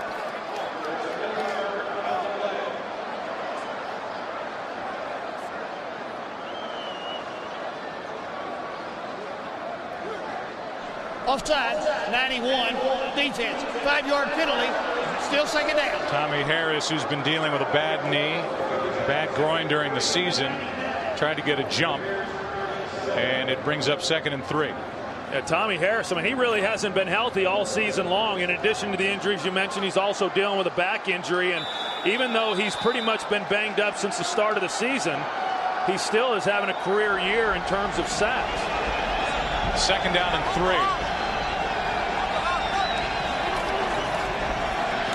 Derek Ward takes a seat at the 35.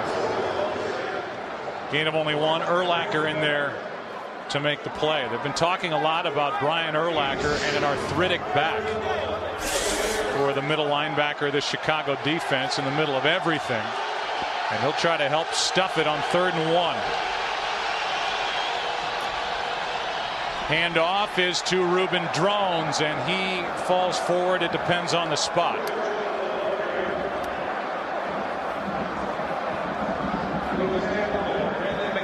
Spot looks inches short according to our line. Initially, watching the play live, it looked like Drones got over the top and had enough, but where they marked the football, he could be inches short, and a decision would be coming for the Giants, and I would imagine they'll try and pound it if they don't have enough. Yeah, I don't think there's a decision really to be made. I mean, where the ball's at right now on the field, I think you're definitely going for it here on 4th down. Extra tight end comes in, Michael Matthews, and it's 4th down and less than a yard for the Giants, who trail by 9. And just to clarify that, if the Giants were in a position to where they thought they had a very makeable, reasonable field goal opportunity, I think you kick the field goal. But because of where they're at on the 34, 35-yard line, I mean, that makes it a pretty lengthy attempt. I think going for it here on 4th and 1 is the right thing to do.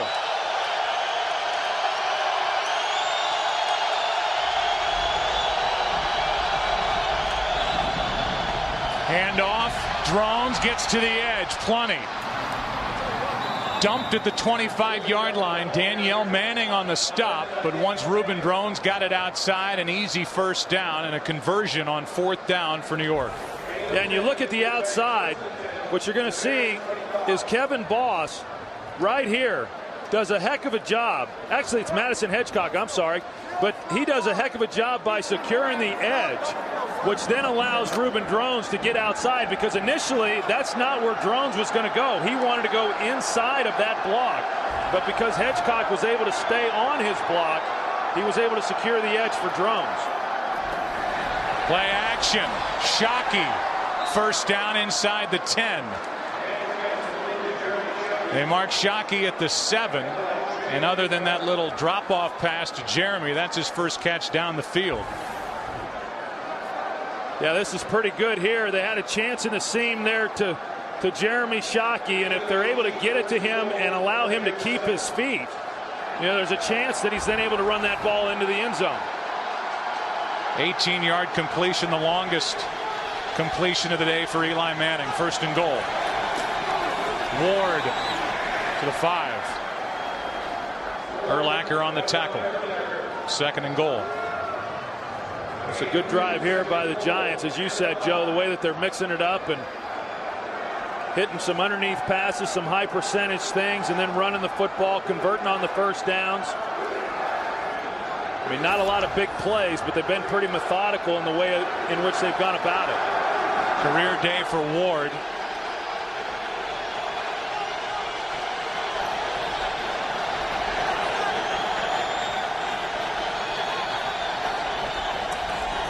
They try Ward left side, trying to get to the edge.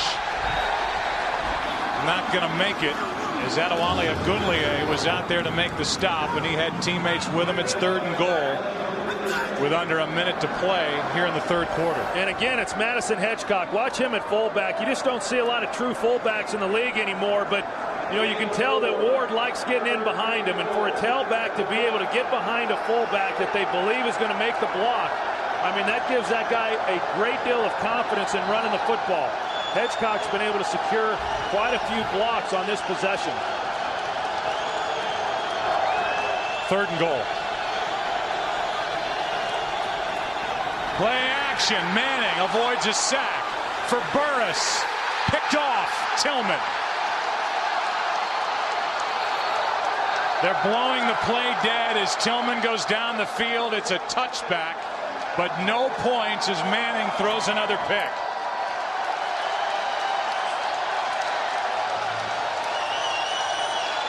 I think Eli Manning, he's just pressing a little bit, Joe.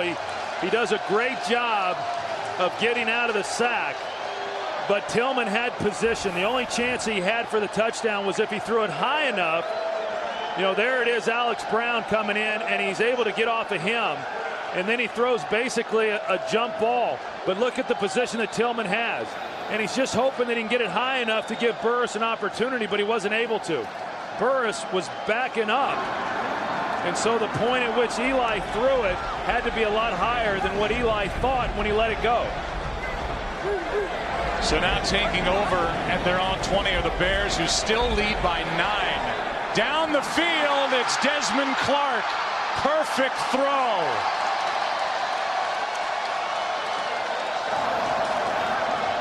And a big lift for Chicago as the third quarter comes to an end. They get the interception in the end zone. And on the very next play, 45 yards from Rex Grossman to Desmond Clark. Tillman gets the pick. Grossman 45 yards to Clark. Back after this from your local Fox station. First play, fourth quarter, and a good play by Reggie Torber as he brings down Jason McKee. No gain on the play. Second down and 10.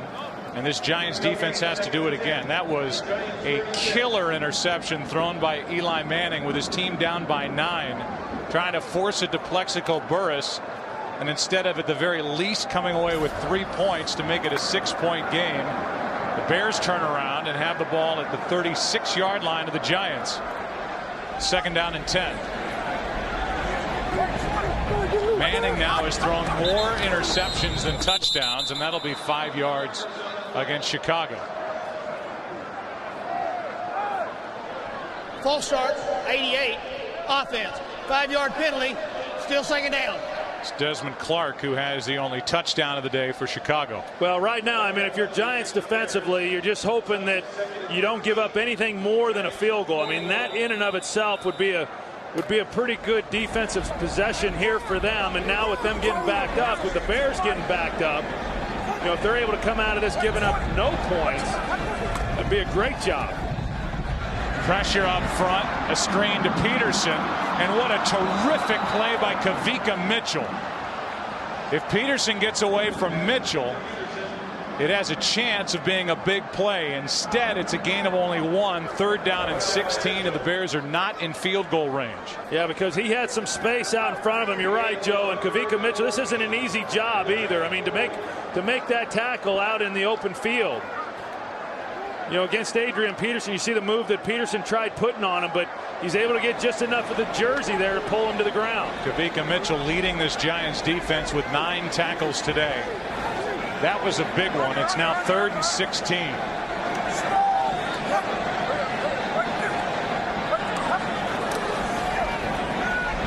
Off his back foot, Grossman lets it go and overthrows Bernard Berrien.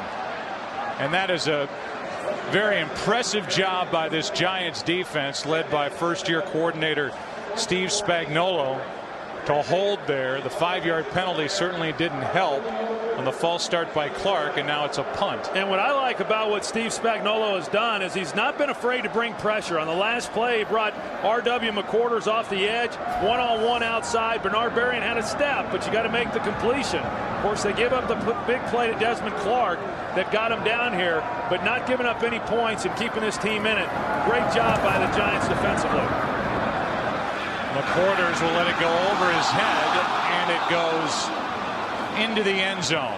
Bears had a player down there. That was Graham, but he slipped and fell. Was in position to down it. Now he is injured after losing his footing down near the goal line.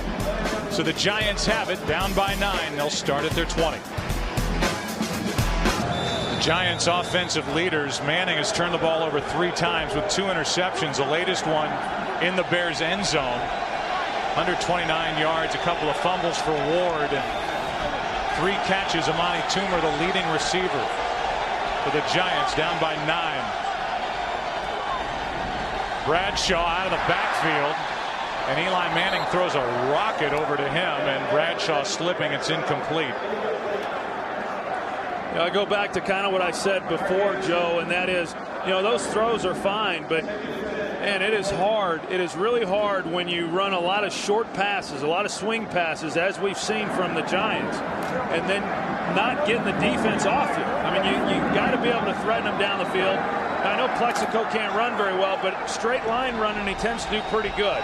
And maybe you can put Sonoris Moss and let him run straight down the field, but you got to start working that 15 to 20 yard range if you're going to open up anything else underneath. Play action from Manning, and the pass out of the reach of Burris. Burris had a spot, was open, and Manning didn't hit him. It's 3rd and 10. Yeah, actually a pretty good route there by Plexico Burris, and Eli is going to get turned off the play action. You see the lane that he's got there to throw it to him, and it's just one that gets away from him. I think you can tell that Burris is a little pained as he's running off the line because of the injuries. But those throws are throws that, and whether that's Eli or Plexico not being where he thinks he's going to be, it doesn't matter. You have to be able to complete those passes. 3rd down and 10. Manning trying to make a play, incomplete. Briggs was waiting there for Derek Ward. Look, fans for the Giants get frustrated when they see that look by Manning, and you always get in trouble when you read body language and you try to determine how much somebody cares from a distance. But with fans throwing stuff around their living room, watching this Giants offense just be inept here against the Chicago defense, they get frustrated with the reactions, with the missed open receivers. Yeah, I think they're more frustrated with the play more so than the demeanor. Fiegels hits it. Hester watches it take a bounce. So more of the same from Eli Manning. Had a rough week last week against Minnesota. It's not a whole lot better today. Talking with Kevin Gilbride with the Giants still trailing by 9. Chicago defense has played well, no doubt, today, in a rather precarious predicament for these Giants, who are watching the rest of the field gain on them in the wild card chase. Great opportunity today for Chicago to get to 500, only a game behind the Giants in the wild card chase, as Peterson goes over the right side and picks up only 2. Let's go down to Pam Oliver.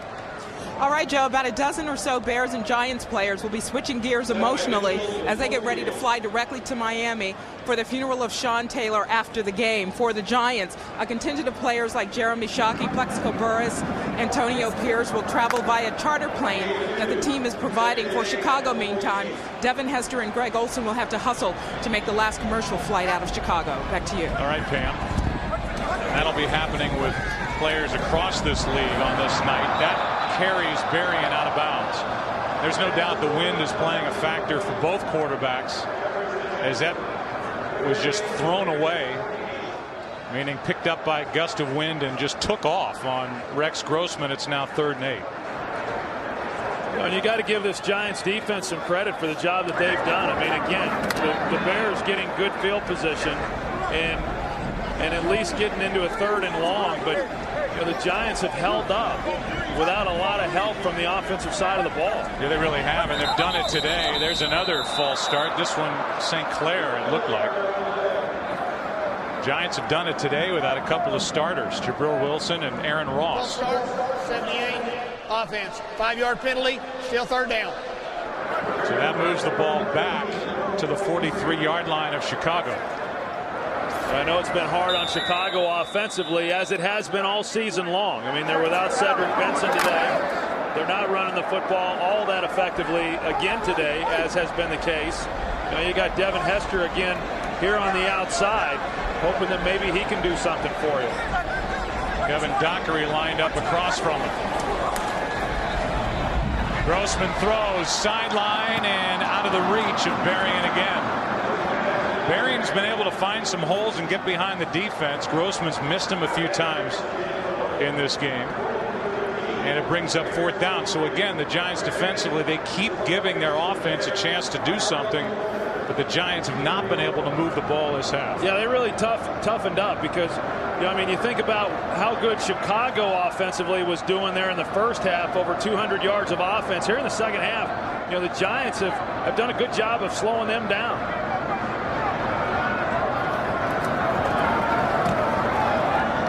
Maynard hits it. Porters will stay away. And it's down at the 25. 32-yard punt, nothing on the return. 25-yard line is where the Giants will start, still trailing by 9. That was a big interception there at the end of that musical piece. Charles Tillman, his second interception in as many weeks in the Bears end zone 2 possessions ago. It's still a 9-point game, plenty of time left. Here's one down the middle of the field to Amani Toomer. A good throw from Eli Manning, a completion of 18 yards. Urlacher downfield to make the stop. And a game summary. Eli Manning with 2 more interceptions today, 6 in the last 2 games. Grossman has not thrown a pick. And here's that hurry up by the Giants. They get to it. They hand to Ward, and Derek Ward adds to his career best total. Adds 8 more yards. It's 2nd and 2. You know, at other times during the year, they've gotten into some of the no huddle stuff, and it's worked very well. And Eli has run it very well. And now they're going to the hurry up offense now. I mean, they're 2 scores down. There's a little under 11 minutes. There's still time. It's not something they have to do, but it's probably a good thing because Eli's been struggling, and try to get him out of that by going to the no huddle offense. Saw that last graphic on the game summary. 5 sacks today by this good Giants defense. First down by Ward as he gets it just outside the Chicago 45. And you mentioned, Joe, the interception by Eli in the end zone to Charles Tillman, and obviously significant because you miss out on an opportunity to at least get a field goal. More significant because that would have cut it then to a 1-possession ball game, whereas right now at 9 points it's a 2-possession game. First down, Giants.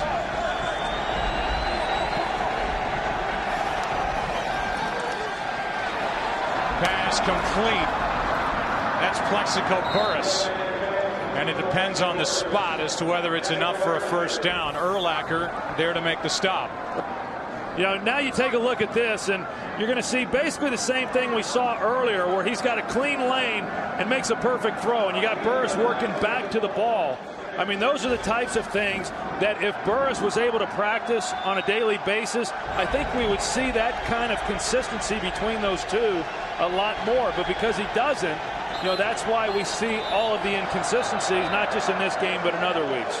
This is going to be a false start on Kevin Boss. False start, 89, offense, 5-yard penalty, still 2nd down. And now one of those 5-yard penalties just really hurts the Giants' attack. They're in 2nd and 1. They can do what they want. Now it's 2nd and 6. It's a whole different situation. Changes everything, Joe. I mean, it's an absolute killer. It's 2nd and 1. You can go play action, come back if you don't hit it, and get the first down on 3rd and 1. You know, now it's still a good down and distance, but not nearly as good as 2nd and 1. The OT presented by Lowe's. The Allstate BCS selection show coming up after this game. Another flag flies, and Manning ripped down by Darwin Walker.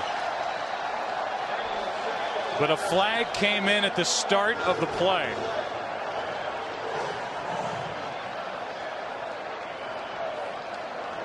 And it looks like the Giants are going to get that 5 yards right back. 55, defense, 5-yard penalty, still 2nd down. That's Lance Briggs.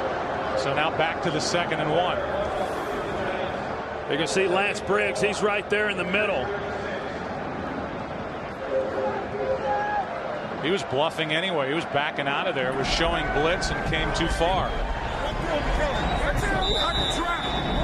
2nd and 1.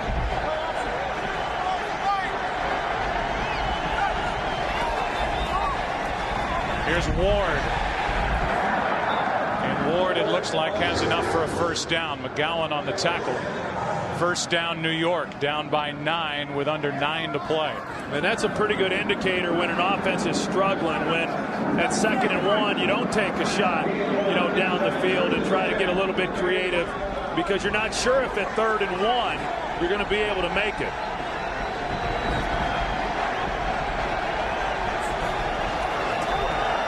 Manning throws, and here's Eli Manning and Sonoris Moss not on the same page.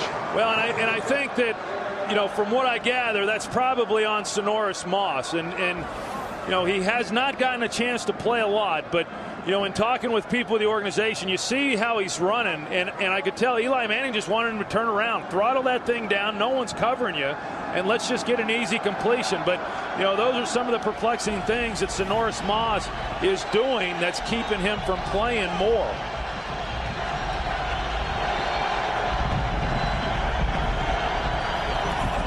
Handoff is to Ward, and Derek Ward is doing all he can, picks up 8. And again, to bring up what you were talking about earlier, the injury to Steve Smith, first a scapula, a break, and then a hamstring problem, is what has Sonoris Moss on the field. Quick snap, and Ward has another big Giants first down. They almost caught Chicago with too many men on the field, which would have been an easy first down. And now Ward is hurt, and grabbing at his left leg. Well, I know he's had the 2 fumbles today, but he has really run the ball hard, and he's finishing the runs and has done a good job. He just got a first down. That ball's coming loose too. Left ankle took a big hit. First down, New York. Ball inside the Chicago 25. Manning down the middle, and a big hit. A flag is coming as Shockey was drilled downfield by Brandon McGowan. Yeah, there wasn't a lot of question about that one, was there? When you see Jeremy Shockey, he's going up the seam, and pass interference, 36, defense. Ball be placed in the spot of the foul. First down. The only problem was the back judge reached for his flag and whiffed. Yeah, he couldn't get the flag out of his pocket, and that's why Shockey got up and didn't immediately see the flag and thought that they weren't going to make the call. So it sets up 1st and goal. Giants need a touchdown. Working this 4th quarter into the wind. Manning steps up and throws, incomplete. McBride flashed in front. Tyree, the intended receiver. I tell you what, and Eli's fortunate that he threw that ball high. I'm not sure that he saw Trumaine McBride, but if he had thrown it to where his guy could have caught it, McBride would have been the one intercepting it. I mean, you're going to see here, trying to throw it into Tyree in the corner. But if he were to get that ball down to where Tyree could have caught it, but McBride has the interception. 2nd and goal.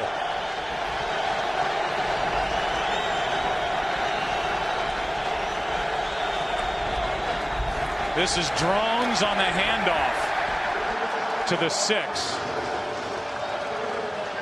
A gain of only 1. It's 3rd down and goal, and we have seen different stretches within this game where Kevin Gilbride will make calls where it looks like he'd rather hand the ball off than put the ball in the hands of Eli Manning on a couple of 3rd downs in the first half. And on that last call, what's it going to be on 3rd and goal? Well, I think you got to take a shot to the end zone. I mean, he had the interception, but you got to give him a chance here to get a touchdown on this possession. Manning, a little pump, throws. It is incomplete. Amani Toomer says he caught it. The officials say it skipped in, and Amani Toomer was wide open. Yeah, well, it's going to be close, and it's just a matter of, how, if he did catch it, is there enough there to where they're able to change it? Now, let's just see if he caught it, first of all. He's got his hands underneath, and I think he did. I mean, it looked like he had his hands and his arms on the ground, and the ball came in. But is there enough there to where they'll be able to then overturn this call? We're challenging the ruling on the field of an incomplete pass. There's no doubt it's skipped, but I think you could make the argument that it's skipped along the arms of Amani Toomer and into his chest. But as you say, is there enough to overturn it? It's being challenged by Tom Coughlin, and we've looked at it as close as we can. Maybe after it hits him in the chest, if it comes back down and hits the grass. Just too tough to tell. Yeah, it looks, you know what, it looks like it bounced, Joe. Initially, it looked like he had his arms and hands underneath it, but from that angle there, it looked like his arms were separated. The ball bounced in between them. And regardless, from what we've seen, I don't know that, I don't see how they can overturn that. Well, they're all watching it on the Jumbotron here. The Giants players are all signaling, yep, that's a touchdown. See, his hands are under it there. From that angle there, it looks like it's a catch. And look at this angle. His hands are underneath the football. Does the ball hit his chest, come up, and hit the grass afterward? It's hard I would say he catches that. Yeah, it's hard to tell there after it comes in as to whether or not the tip of the ball touches the ground between his elbows. So the question is it indisputable evidence? I think you could make the case that it isn't, and therefore that they would keep the call on the field. But you can see why Amani Toomer hopped up and immediately said, I caught it, and why the Giants players are watching that from the field on the Jumbotron, saying that should be a touchdown. Yeah, I think a lot of times you can tell a lot by the body language of the player involved. You know, the way Amani jumped up immediately and thought that he had it, you know, you'd think that he would, you know, obviously he knows better than anybody whether or not he caught it. But, you know, having said that, what we've seen, I don't see enough there that they're going to come back and say, yeah, it's indisputable and he did in fact catch the ball and it's a touchdown. I think they're going to keep with the ruling on the field. If they stay with the ruling, it's 4th and goal from the 6. If they overturn it, it's a touchdown with the extra point coming and a chance to make it a 2-point game. So much is riding on this call by Walt Coleman, who's looking at it under the hood. But again, this look at it, as we slow it down, the hands are definitely underneath the ball. Does it hit his chest and hit the grass? After reviewing the play, the receiver had his hands under the ball. It's a completed catch for a touchdown. So the Giants get the call, and Amani Toomer makes a great catch, getting his hands underneath it. 50th career touchdown catch, and with the extra point coming, this is about to be a 2-point game. Well, that is a great job by Amani Toomer. He seems to be the one guy that Eli Manning has the most confidence in, you know, when he's turning the football loose. You know, I am still surprised. I'm not questioning that whether his arms were underneath it, but I am surprised based on what we saw that they were able to overturn the call. High snap. And the extra point is good. What a good job that was by Fiegels. Took a high snap, got it down, and that extra point makes it a 2-point game. And here's another look at the touchdown. Yeah, here's it from the beginning, and you're going to see as Eli Manning is working to his left, Amani Toomer in the slot, and a ball that, you know, really should not have been as close as what it was. If Eli's able to get that ball up a little bit, then he makes the easy catch. But a great job here by Amani Toomer of getting into the end zone. Now he's drifting a little bit on Eli Manning. He's got to be able to put his feet in the ground and come back to the ball. And if he does that, then he creates an easier reception for himself as well. I think so often they rely on that part of replay where they say there's not enough indisputable evidence to overturn the call. I would say in that case, from every look that we got at it, I think they got the call right. I think they could have said, well, we didn't see it totally to say that, yeah, he did catch it, but I think every angle we had, it looked like the hands were underneath the football, and they, in the end, got the call right. Yeah, I would agree with that. Now you saw there the hands and arms underneath the ball, and I think that's the one that they went off of to make the decision. And you are right that more times than not they'll fall back on, well, which they should. I mean, that is the way that the rule reads. But, you know, I would say that they probably got it right as well. And the way Amani Toomer, again, the way he reacted after the catch, it appeared that he fully believed that he had caught it as well. How about these gusts of winds? Just knocked the ball off the tee. So it is blowing down there, and it's been getting worse as we have gone along. Now the question is, can this Chicago team move the ball on the Giants defense? They've had great field position this half. and haven't done a whole lot with it. And the big problem is because of the Bears have not run the football very well. How about that? Again, Tynes hits it out of bounds.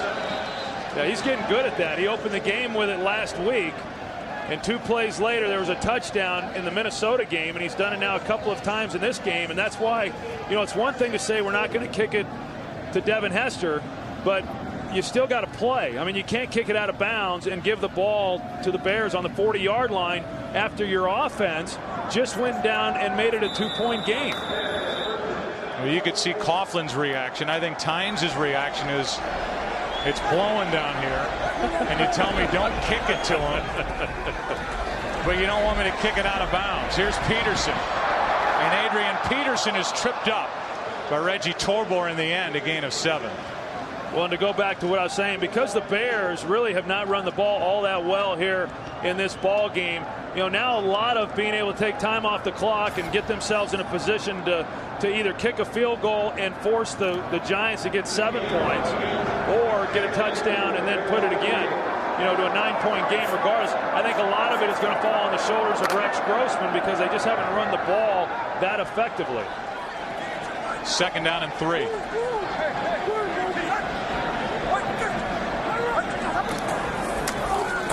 And Peterson goes nowhere. Was hit first by Michael Strahan. Came off the edge, made the play, a loss of 1, 3rd down coming up. Strahan's had a nice day. Yeah, he's had a nice year. You know, I mean, there's so much conversation, I know, every year in the offseason, particularly among veterans, about how important training camp is to somebody. And I know he started out a little bit slow, but if it meant him missing training camp again next year to ensure that he comes back to this team, I think I'd let him go spend the summer out on the West Coast again. 3rd down and 4. Big play. Play action from Grossman, who is sacked again. 6 on the day, Justin Tuck.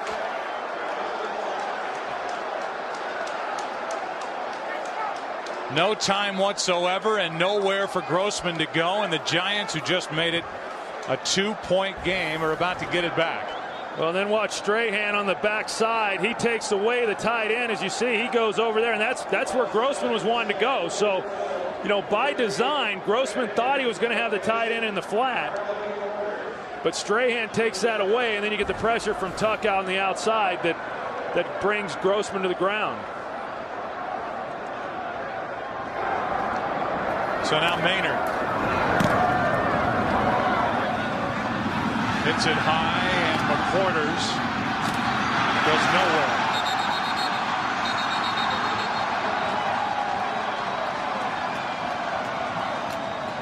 Ball is marked around the 23, so here we are at these chances.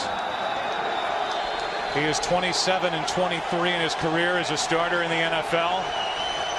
Trying to come up with a big win here today for the Giants. A handoff is to Reuben Drones, who's the last veteran running back left standing after the injury to Ward, and they've taken him for x-rays on his ankle. A gain of 5 by Reuben Drones. Urlacher on the tackle. Plenty of time. 3 timeouts left, down by 2.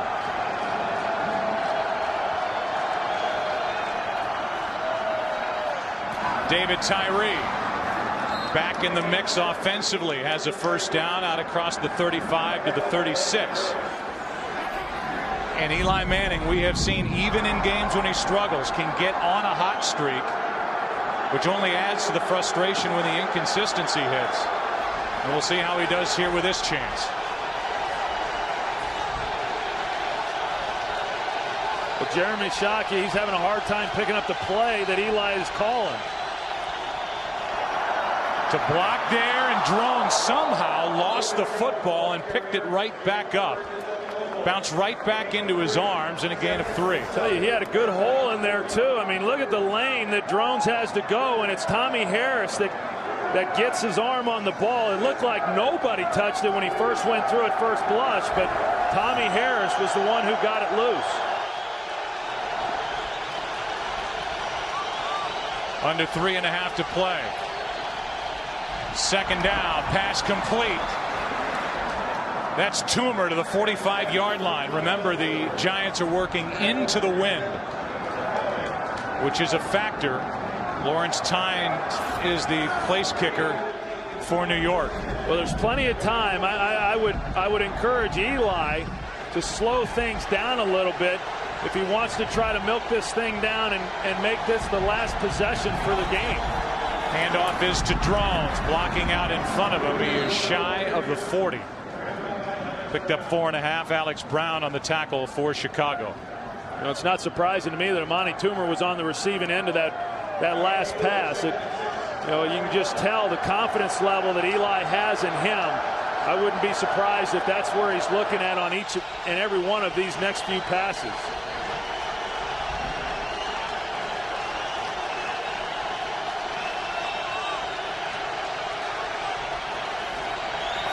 Manning looks left, scans the field, comes back to his right. Pass is caught. David Tyree down inside the 20.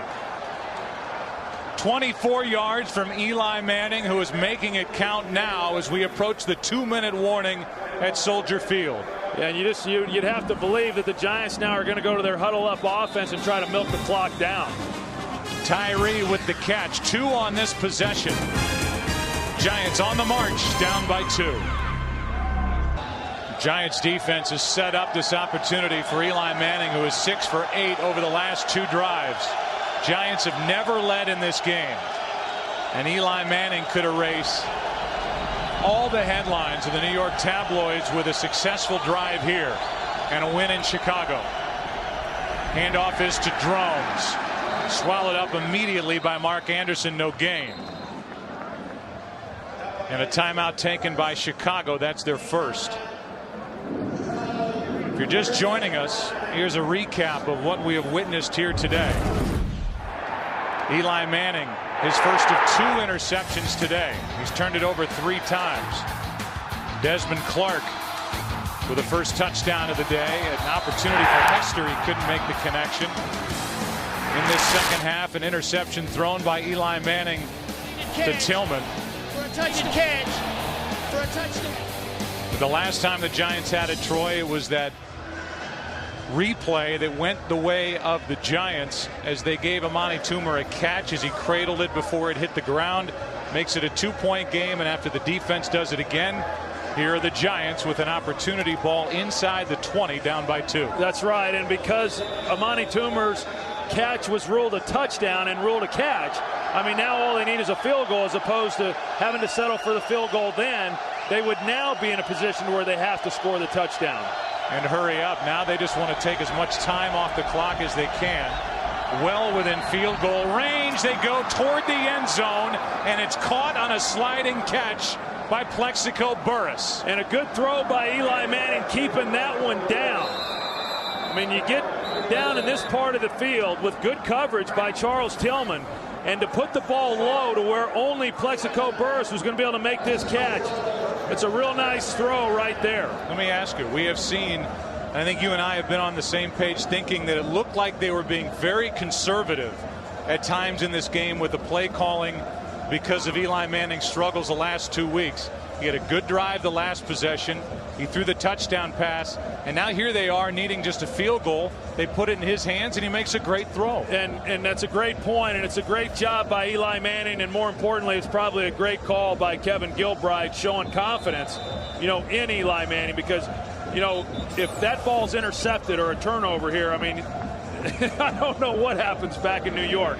But, you try to pick up the first down. You want to score the touchdown. Now with 1 timeout left, now the Giants can elect to just run this thing down if that's what they want to do. They can run it down and then try to settle for a field goal. If they score now to take the lead, well, now they're going to give the ball back to Chicago with a lot of time on the clock. It's going to be interesting now to see what exactly the Giants are going to try to do. And now timeout is taken. They're going to make sure, I guess, now that we're under 2 minutes, a booth review. The previous play. So the timeout by Chicago allows the booth enough time to look at this by Burress, and nothing ever stood out to me to say it wasn't a catch, but let's look. I don't see the ball come loose at all. I don't know what exactly they're reviewing. I thought it was a pretty clean catch by Plexico Burress, but I think what I think that I'm seeing that the Giants are going to try to do as we take another look at it, the ball's not moving. I think that's a catch, but the Giants can run this thing down to where the field goal is the last play of the game, and if they make it, they win.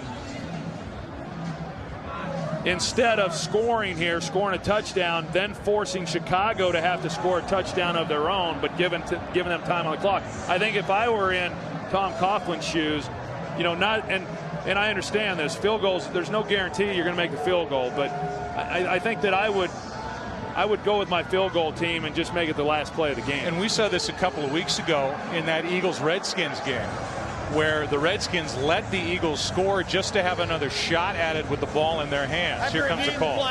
The ruling on the field stands of a completed catch.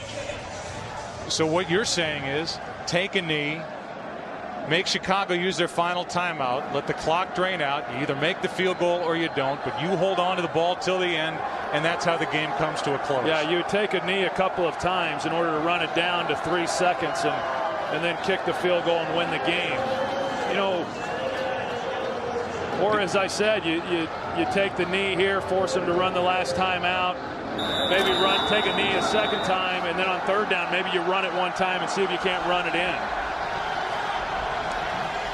Let's see what the Giants do on 1st and goal. It's Drones, and they just let him walk into the end zone. So there's the good news for the Giants. They take their first lead of the day. But now the Bears, who knows how it's going to end, but they'll have Devin Hester waiting deep for the kick, and they'll have a minute and a half with a timeout to do something. Well, if you're just joining us, we know some new audiences just joined this telecast. The Giants just pounded the ball into the end zone to take their first lead of the day. Eli Manning struggled through most of the afternoon and evening, but the last 2 drives, outstanding. And he has put his Giants on top here with a minute 33 left in this game. What Troy and I were just talking about is that with a 1st and goal, the Giants could have elected to drain the game clock, take a shot at the game-winning field goal. Instead, the Bears will get the ball back, and they have the ultimate special teams weapon in Devin Hester waiting for the kick from Lawrence Tynes. There's Ruben Drones getting the touchdown. And now here comes Devin Hester, and we've seen already Tynes kick it out of bounds twice, which gives the Bears the ball at their own 40. Right. That's right. And so now if you're, I'm sure Coughlin is telling Tynes, hey, look, you cannot kick the ball out of bounds. Well, again, that's like saying don't kick it to Devin Hester. Those are easy things to say, and yeah, that's what you want to do, but then executing it's an entirely different thing. And, props to Eli Manning and the job that he did. I mean, he now, on that possession, got the team down the field, put them in a position to take the lead. And as I said, I mean, that's what quarterbacks are supposed to do. I mean, regardless of what's happened up to that point, can you get your team down the field and win a football game? And he's done his part. Now, because of the decisions that were made, now it's going to be up to the defense. Tynes hits it. Hester's going to have a chance for a return. With blocking out in front of him, Devin Hester crosses the 40, and there's plenty of time for Chicago. They've got a minute 28 and a timeout. They did not have to burn their last timeout. And Tom Coughlin was watching nervously as Devin Hester had a chance there on a return. It's like a pitching coach or a manager telling a pitcher, look, don't walk him, but don't give him anything good to hit. Tom Coughlin was watching that like every New York Giant fan back in New York. If the Giants win this game, one of the keys to the win would be controlling Devin Hester. Here's a screen to Peterson, and what a good play by the rookie Johnson. Michael Johnson came up and tripped up Adrian Peterson, a gain of only 1. I'm not so sure Adrian Peterson doesn't score if Michael Johnson doesn't make that play. Pass is complete to Clark. Clock will continue to run. Clark is very close to first down yardage. just shy.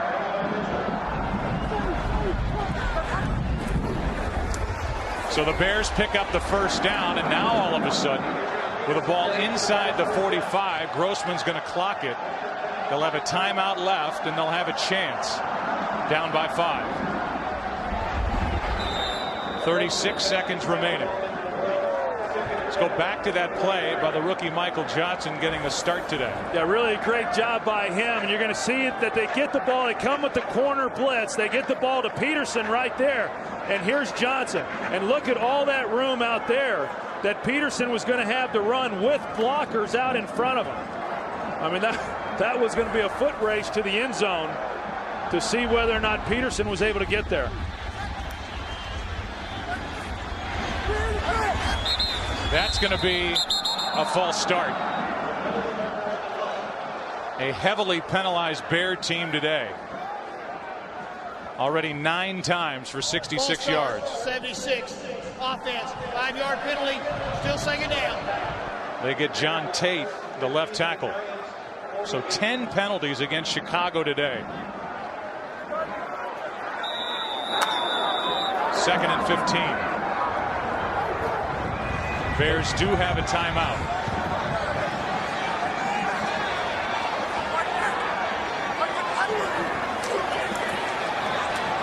Grossman fires for Davis, can't make the catch. Stuck his hands out, could not make the connection.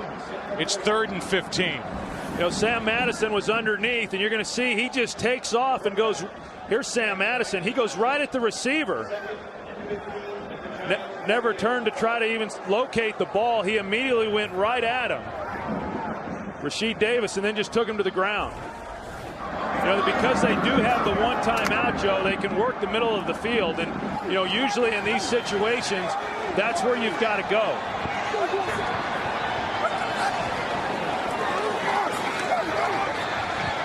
To the sideline for Berrien off his hands. Johnson there defending, but Berrien had it in his hands or off him. Couldn't make the catch, and now it's 4th and 15. Yeah, and deja vu going back to last week. You know, on 4th and long against Denver. And Berrien had a chance there to make the play and just off his fingers. But last week they faced a similar situation against Denver, and they had the illegal contact, which kept the drive alive, which ultimately allowed them to go in for the tying touchdown. They're going to need to make a play here. 4th and 15. Grossman steps up and hits Muhammad. First down, Chicago, and the Bears will spend their final timeout. 17 seconds left. Big completion by Rex Grossman of 20 yards on 4th and 15. Well, that's just a great job, and we've seen it from him, as I said. We saw it last week on the throw to Bernard Berrien in the end zone to tie the game, and now at 4th and 15, you know, for him to be able to get that ball in there, Muhammad does a nice job of knowing he's going to take a contact after the catch and hanging on to it as well. I'm a little surprised they weren't running anybody underneath some of those intermediate throws, knowing that that's where they had to get to. You know, it did no good to have linebackers up near the line of scrimmage because the ball had to travel to 15 yards. I think they still have time to work the middle of the field and get a clock to stop the clock, and then one shot into the end zone, but it'll be close.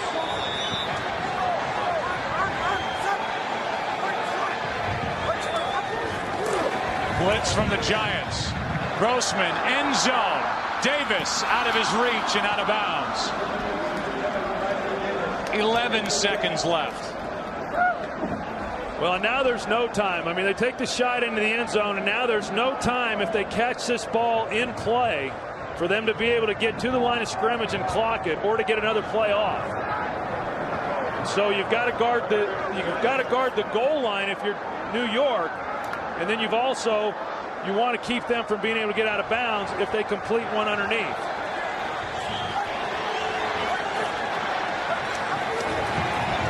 Seconds to go. End zone again. This one falls incomplete. 4 seconds left. And barring a defensive foul, we are down to our final snap. The OT presented by Lowe's is coming up right after the action here. After that, the All-State BCS selection show. Dockery out there getting the start today in place of the injured Aaron Ross. Well, if you're able to get Bernard Berrien and Musa Muhammad down into the end zone, and if Rex Grossman can buy enough time to let him get down there, they've got a size advantage over these defensive backs. Grossman lets it develop, fires for the end zone. It's broken up. There are no flags, and the Giants have come back to beat the Chicago Bears. Butler made the stop on that final throw, and Eli Manning, who was 7 of 9 for 95 yards and a touchdown on those final 2 drives, leads his team to a road win here in Chicago. They didn't lead until the end, and they come out of here with a 5-point win. Take a break and come back and wrap up our day after this.